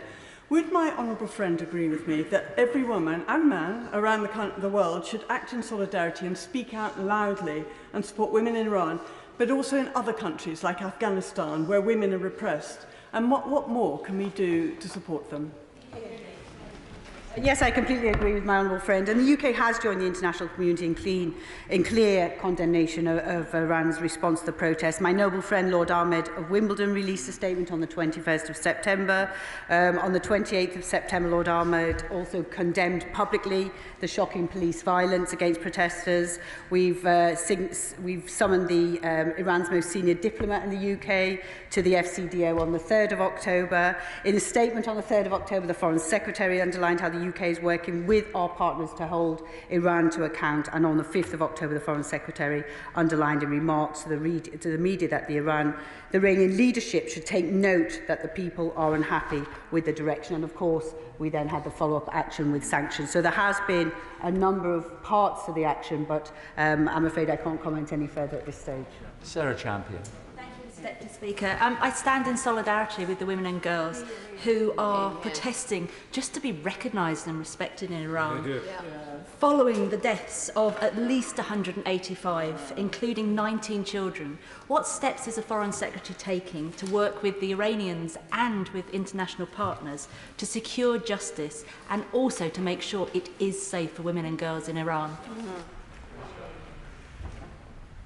Well, in his statement announcing the sanctions on the 10th of October, the Foreign Secretary said that the UK stands with the people of Iran and underlined that we will hold its government to account for the repression of women and girls and for the shocking violence inflicted on its people. And, of course, we have called for that full and open and transparent investigation.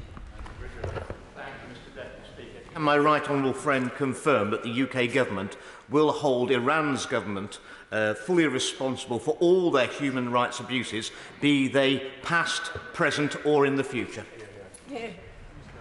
Yes, my honourable friend makes a very good point. Iran's human rights record has long been of serious concern to the UK, and the FCDO has designated it as one of its human rights priority countries. The continued use of the death penalty, weak rule of law and restrictions on freedoms of expression, religion and belief are deeply worrying. Martin Doherty-Hughes. Thank you, Mr Deputy Speaker. And I'm sure the entire House would thank the Minister for their words regarding the brave actions being indomitable women of Iran. I was also glad to be at SNP conference at the weekend where members passed a motion condemning the death of Mahsa Amini by acclaim.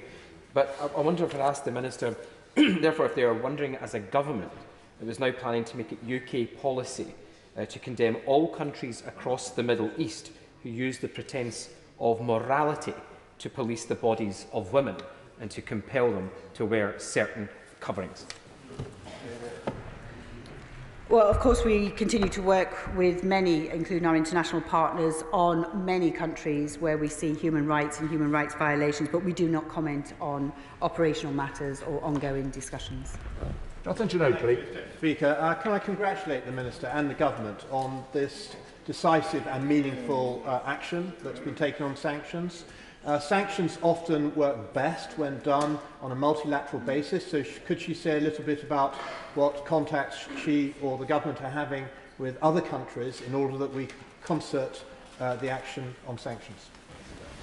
My honourable friend makes a very good point, and the UK has been robust in its response to Iranian repression of protesters. We have summoned the most senior Iranian diplomat in the UK to express our concern. We have engaged at senior levels in Iran, and yesterday we issued a new sanctions against a number of individuals responsible for human rights violations, but we expect other countries, including the EU, to follow suit in the coming weeks.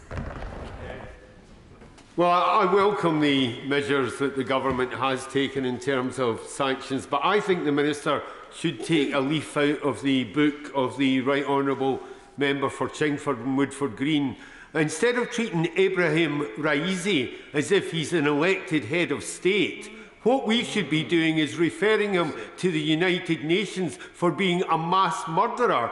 This man is responsible for the death of between 5 and 30,000 people on the basis that he described them as enemies of God, his God. Why don't we take appropriate action and make it obvious these are not people we can deal with? This is not a normal democratic elected regime. This is a bunch of mass murderers, and that's how we should respond to them. Well, as I already outlined to my honourable friend, we cannot comment on this action or on any future discussions that we may have or take place. Today is the International Day of the Girl, and of course everybody here in this chamber stands firm against the violent oppression of women in Iran. We have seen similar brutality in other countries, such as Afghanistan, where the Taliban cracked down on gender-based rights and where 53 Hazara girls were killed recently in a terrorist attack. Many women and girls will wish to flee these violent regimes for their own safety. Will the Minister support these women in Iran, Afghanistan and elsewhere by creating a dedicated UK asylum and resettlement route for women at risk of persecution solely for asserting their rights, which we take granted? Well, thank the Honourable Lady for the question. We do continue to work closely with our like-minded partners to ensure that Iran is held to account, but also with other countries as well, including via the Human Rights Council in Geneva and the UN General Assembly in New York, and permanent representatives to the Human Rights Council in Geneva, Ambassador Simon Manley, has raised the death specifically of Mahsa Amini in the 51st session of the Human Rights Council, and he did call on Iran to carry out independent, transparent investigations into her death. And we joined 52 other countries in a joint statement to the Human Rights Council urging restraint, and of course we will continue to work with those partners when we see human rights abuses in other countries as well. Thank you, Mr. Deputy Speaker. Last month at Foreign Office Questions, I challenged the then Minister to follow our allies in the United States in prescribing the Islamic Revolutionary Guard Corps, the IRGC. In reply, I got the usual Whitehall waffle. The IRGC is crucial to the survival of this appalling clerical fascist regime. So with these latest outrages, will this actually force the government to shame them into prescribing the IRGC now? I thank the Honourable Gentleman for his question, and we've been clear about our concerns about the IRGC's continued destabilising activity throughout the region. The UK maintains a range of sanctions that work to constrain the destabilising activity of the IRGC, and the list of prescribed organisations is kept under constant review, but we do not routinely comment on whether an organisation is or is not under consideration for prescription. Shamora. Thank you, Mr. Deputy Speaker. Many constituents have contacted me, awed by the bravery and determination of the women and girls of Iran and disgusted by the actions of the regime. Indeed, on Saturday, there was a large demonstration against the regime in the centre of Newcastle. Newcastle certainly stands in solidarity with the women of Iran. But the regime seeks to cut off the protesters from each other and from the wider world, using its control of communications, such as the internet, as well as fear and intimidation. So can she tell us what steps she is taking with our international allies to shine a light on what is happening in Iran, for example, through the International Criminal Courts, in the case of the murder of Mahsa Amini, or through an international independent committee of investigation? I thank the Honourable Lady for her question. I'm sure that there's many that have been shocked and indeed horrified at the scenes that we're witnessing today following the death of Mahsa Amini. As I said, the UK has called for a full and transparent investigation at this point, and we do condemn the Iranian authorities, not only the crackdown on protesters, but as the Honourable Lady points out, internet freedom, journalistic freedom, and Iranians must be able to peaceful assembly, to be able to protest and exercise restraint, and of course we've also called on them to release those that have been unfairly detained during the process as well. Christine Jardine. Thank you very much, Mr. Deputy Speaker. It was Dr. Martin Luther King who reminded us that none of us are free until we are all free. And the scenes that we have seen in Iran following the death of Mahsa Amini should remind us that women across the world are not yet free, which is why I welcome the sanctions laid out by the Minister. The Minister also acknowledged the work of BBC Persian and the importance. And one of the things I think will be particularly significant is in them expressing the solidarity that we've said here today to the women of Iran, and the women of Iran having access to the support that they have from across the world. So with that in mind, will the Minister take back to DCMS the importance of BBC Persian and ask them to reconsider the cuts that the BBC World Service, and that service in particular, is facing? Well, I agree with the Honourable Lady that BBC Persia and the BBC World Service play a vital role in delivering high quality, accurate and impartial broadcasting across the globe. The FCDO is providing the BBC World Service with over £94 million annually for the next 3 years, supporting services in 12 languages and improvements to key services in Arabic, Russian and English. This is in addition to nearly £470 million. But of course the BBC is operationally and editorial independent from the government, and decisions on how its services are delivered are a matter for the BBC. But I think at the times like this, all of us see the value of some of these absolutely vital services, the BBC World Service, one of them. Florence Shalami. Thank you, Mr. Deputy Speaker. On this International Day of the Girl, I stand in solidarity with every woman and young girl fighting for their freedom. Fighting for the freedom to be heard, fighting for the freedom to live, fighting for the freedom to have an education and achieve their ambition. We stand in solidarity with the women in Iran. The Minister outlined the sanctions that the government have taken so far on the Iranian authorities. How is the government going to ensure that these sanctions and the burdens of these sanctions don't fall on ordinary Iranians who are protesting at the killing of their sisters and girls? Well, I mean, my honourable friend makes a very good point, and of course it is on the International Day of the Girl. I mean, many of us have been celebrating in events today, and I think that's why this is a shocking reminder of the repression faced by women in Iran, and to many young girls it's a shock that this goes on in the world. And of course, you know, all of the measures that we have taken are there to put increasing pressure to say that, you know, the Iranian people are speaking, and their leaders must now listen. These protests are very clear, and their voices must be heard. Ruth Cadbury. Thank you, Mr. Deputy Speaker. And I don't know whether other members share my concern that the anger about what's happening in Iran on this side of the House is not reflected by the numbers on the other side, on the government benches. Maybe the lunches with the Prime Minister are overrunning. Mr. Deputy Speaker, these protests reveal a thriving opposition amongst Iranian people despite the oppression they are facing. So could I ask the Minister how the UK is building relationships with civil society in Iran, who may, of course, if the regime falls, go on to lead the country? Well, of course, we continue to build our relationships in Iran at many different levels, and I understand there's a lot of activity on the delegated legislation right now, so the Honourable Lady will be delighted to hear that that is all going through. We are all very concerned by the human rights abuses, and at all appropriate opportunities we will raise and build those relationships to ensure that we can continue to take action with the international community and with our relations in Iran. Chris Stevens. Thank you, Mr. Speaker. Of course, Mahsa Amini was a Kurd, and many of those joining protests in Glasgow and Edinburgh are of the Kurdish community, and we should celebrate the contribution that the Kurdish community is making to life in these islands.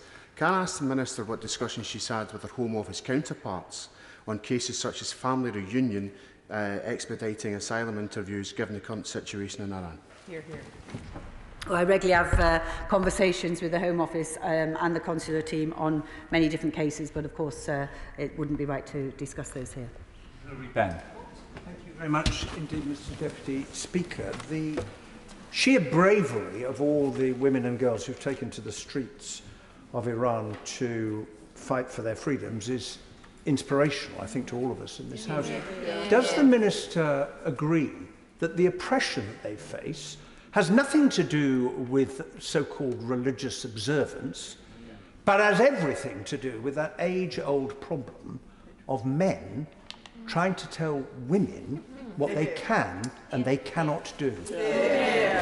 Well, I thank the honourable gentleman for his points that he's raised, but I think it also would be fair to say that we also should say and congratulate many of the men who have joined in those protests, which is something that I know we have all observed and very much welcomed as well. It's a very important part of the change. Thank you, Mr Deputy Speaker. Of course, Mahsa Amini is her legal name, but her family name, her Kurdish name, is Gina. And I think we have to recognise that as well, because the Kurdish community in Iran are amongst the most persecuted group. My honourable friend has already asked about expediting asylum cases, but I'll ask the Minister again. There are many people here in our communities who are from a Kurdish background and indeed are Iranian human rights activists. What is the government going to do to expedite these asylum claims, given the barbarity of the regime that we are now witnessing? I thank the Honourable Lady for her question. And of course, Iran must cease its indiscriminate bombardment of Kurdish towns, which has led to the loss of innocent lives and damaged civilian infrastructure. And those wholly unacceptable attacks are a violation of Iraq's sovereignty and territorial integrity. And they do demonstrate a repeated pattern of Iranian destabilising activity in the region, and we are very acutely aware of this and are working to improve this. And Diana Johnson. Mr Deputy Speaker, could I just get the Minister to confirm that currently there are no legal or safe routes for any woman who would be fleeing persecution in Iran to enter this country and claim asylum? I will reply to the Honourable Lady in writing of what legal and safe routes are available. Karen Smith. Thank you, Mr Deputy Speaker. As has been commented, it is the UN International Day of the Girl, and I think that highlighting of the myriad of challenges that girls are facing should have been really front and central of the Minister's response today, because those women are an inspiration in Iran now to girls across the world. But I think the Minister hasn't been able to, beyond sanctions, say much about how the government is supporting the wider civil society. But it would be grateful if she could go back and perhaps consider more efforts from the UK government in supporting those incredibly brave girls and women in Iran at this time. I totally agree with my honourable friend, and of course there is much activity and many continued activity, and we will continue to work to do all that we can, and of course to celebrate the UN International Day of the Girl, as well as I know many of us will have done today. Fleur Anderson. Thank you, Mr Deputy Speaker. This is an important debate for the International Day of the Girl. Many constituents, many women have written to me who are inspired by the protests in Iran and shocked at the murder of Mahsa Amini. And stand in solidarity today with those women protesters. I have a 22-year-old daughter. She is able to wear what she chooses. She's able to protest as she chooses. She would not be in fear of being beaten up and murdered in prison. Has the Minister considered expelling the Iranian diplomats? This cannot be business as usual. And what more would have to happen before she did so? Minister. Well, of course, as the Honourable Lady would have heard in my statement, we haven't continued with business as usual. As of yesterday, the 10th of October, we did announce new sanctions on senior security and political figures in Iran and the so-called morality police. And we have sanctioned both the morality police in its entirety as well as its chiefs as well. So we have taken some actions. We know that there'll be other discussions with international partners, and we obviously keep things under review. Sarah Owen. Thank you, Mr Deputy Speaker. I welcome the heartfelt contributions from both sides of the House, praising the bravery of the women and girls protesting in Iran. Yet, on International Day of the Girl, we are sadly seeing women's rights being eroded in Iran and across the world. So will the Minister give a guarantee that any woman or girl fleeing Iran due to these human rights abuses will not be put on a plane to Rwanda if they seek refuge in this country? Well, of course, what we do is we are there to support the rights of women and girls all across the world, and we will continue to do that through our work with the UN and others. Barry Gardner. The irony is, Mr Deputy Speaker, that this is a regime which, since the 16th of September, has killed at least 3 further young people in an attempt to prove to their population that they did not kill Mahsa Amini.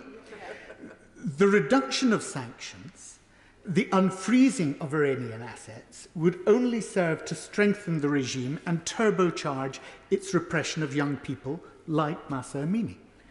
So what assessment has the government made of the attempt by President Biden to revive the Iran nuclear deal, which would lead to such a reduction in sanctions? Minister. Well, we've also always been clear that Iran's nuclear escalation is unacceptable. It's threatening peace and security and undermining the global non-proliferation system. And we have kept that very separate in terms of considering our actions in both of these cases. We've always been clear to do that. Nadia Whittam. Thank you, Mr Deputy Speaker. Zahra Siddiqui Hamadani and Elham Choudhar are 2 LGBTQ rights activists who have been sentenced to death in Iran. Amnesty International says that they were targeted due to their real or perceived sexual orientation and/or gender identity and their social media activities in support of LGBTI communities. Will the Minister commit to raising these cases with the Iranian government and demanding a stay of execution and that they're immediately released from detention? I can confirm to the Honourable Lady that I'm aware of these cases, and these cases are under consideration. Toby Perkins. Thank you very much, Mr Deputy Speaker. The Iranian regime isn't just guilty of routine brutality against its own people, but it also exports terrorist organisations in a whole raft of countries. The people who are protesting in Iran have provided an inspirational example to all of us, but we know there will be many others that are considering joining those protests but are frightened to do so. It would send a very powerful message if the Minister could come to the dispatch box and tell us, in response to the question from the Honourable Lady from Chipping Barnet, what she is doing to build those relationships with potential alternative leaders in Iran. Can she tell us more? And can she give hope to those potential protesters that the UK government will support those who can show a better future for the people of Iran? Well, the British government has a policy of not officially deciding. It is choosing Iran's government should be a matter for the Iranian people. And we make sure that we support, in particular, opposition groups in Iran, but we don't support any particular group. Jim Shannon. Madam Deputy Speaker, Mr Deputy Speaker, can I thank the Minister for her response? But according to a report from the National Council for the Assistance of Iran, 400 largely female protesters have been killed and 20,000 arrested during the 4 weeks nationwide protest. This House must send the strongest condemnation of those killings and the mass arrests. Would the Minister recognise the Iranian people's right to self-defence and resistance in face of the deadly crackdown that particularly targets women, and the right to establish a democratic republic? Minister. Yes, as I've said many times, we absolutely strongly condemn the Iranian authorities' crackdown on protesters and journalists, and also on internet freedom as well. They must respect the right of their people, and they must release those that are unfairly detained, and there must be a free and fair investigation and transparent investigation into the murder, to the death of Mahsa Amini. Alex Sobel. Thank you, Mr Deputy Speaker. I don't know whether the Minister saw the interview this weekend between Beth Rigby and Nazanin Zaghari-Ratcliffe, which was gut-wrenching, emotional interview. In that interview, she said that what's happened to Mahsa Amini brings back memories of how helpless people are when they're in custody in Iran. She also said the world cannot turn a blind eye to what's happening in Iran. The government must act on human rights abuses. The uprising that we're seeing in Iran is supported by civil society organisations, not just in Iran, but in the Iranian diaspora around the world. What support is the UK government giving to the Iranian diaspora here and their civil society organisations, as well as those in Iran? Minister. Of course, it would bring back very much, and that interview very much showed us the plight that Nazanin herself found herself in for many, many years. And of course, the Foreign Office will continue to work both on those individual cases, but also within societies to ensure that we continually keep those relationships alive to basically, hopefully, defend the human rights of everybody around the world. I'd like to thank the Minister for taking the urgent question and responding to a number of members, particularly, as was mentioned, this being the International Day of the Girl. We'll now move on to the 10-minute rule motion, the first of two today, on the sale of property sealed bids, and I call Sir Bill Wiggin. Mr Deputy Speaker, I beg to move that leave be given to bring in a bill to prohibit the sale of property by sealed bids and for connected purposes.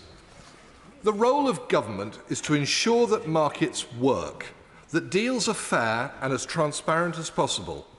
We make rules to ensure that unfair exploitation does not occur. This is clearly more important in land and property transactions, as these are usually the largest deals that most of us will ever do with our own money. Therefore, the purpose of my bill is to enhance transparency, reduce costs and opaque behaviour, and ensure that both buyer and seller are treated fairly by the estate agent. Let me say that despite the vast number of good agents, there are still some who think that using techniques to try to extort money is acceptable. Now, we know that when you buy a property, you would do a search and a survey before exchanging contracts. That's sensible and prudent. However, when you're asked to submit a best and final offer or a sealed bid, that is done to try and extract more money without any extra information being given. This is not in any party's interest except one, the agent, who has therefore made little or no effort to assist in the deal making as a broker indeed of any other transaction would expect to do. A sealed bid or private treaty sale will be suggested to a seller when multiple potential buyers are interested in purchasing the same property. Prospective buyers are invited to submit bids for the property through a secret ballot or through an invitation to submit a best and final offer. All bids are then supposed to be considered at once. The owner of the property and the estate agent then decide, behind closed doors, in an unclear and opaque process, who should be declared the winner. Agents are not bound by any legislation that sets out appropriate processes for how transparency following bids should be handled. Nor is there any later declaration of the price or any other useful information which would help the market. In fact, there are no credible statistics available recording how many sales take place by sealed bid. This demonstrates the overly relaxed nature of the regulations surrounding property buying. The system is therefore ripe for abuse and detrimental to the confidence of potential buyers. And I hope that this bill can generate real reform and encourage genuine transparency in the property market. It is inefficient with such a bidding process, that is the sealed bids process. The prospective buyer has no idea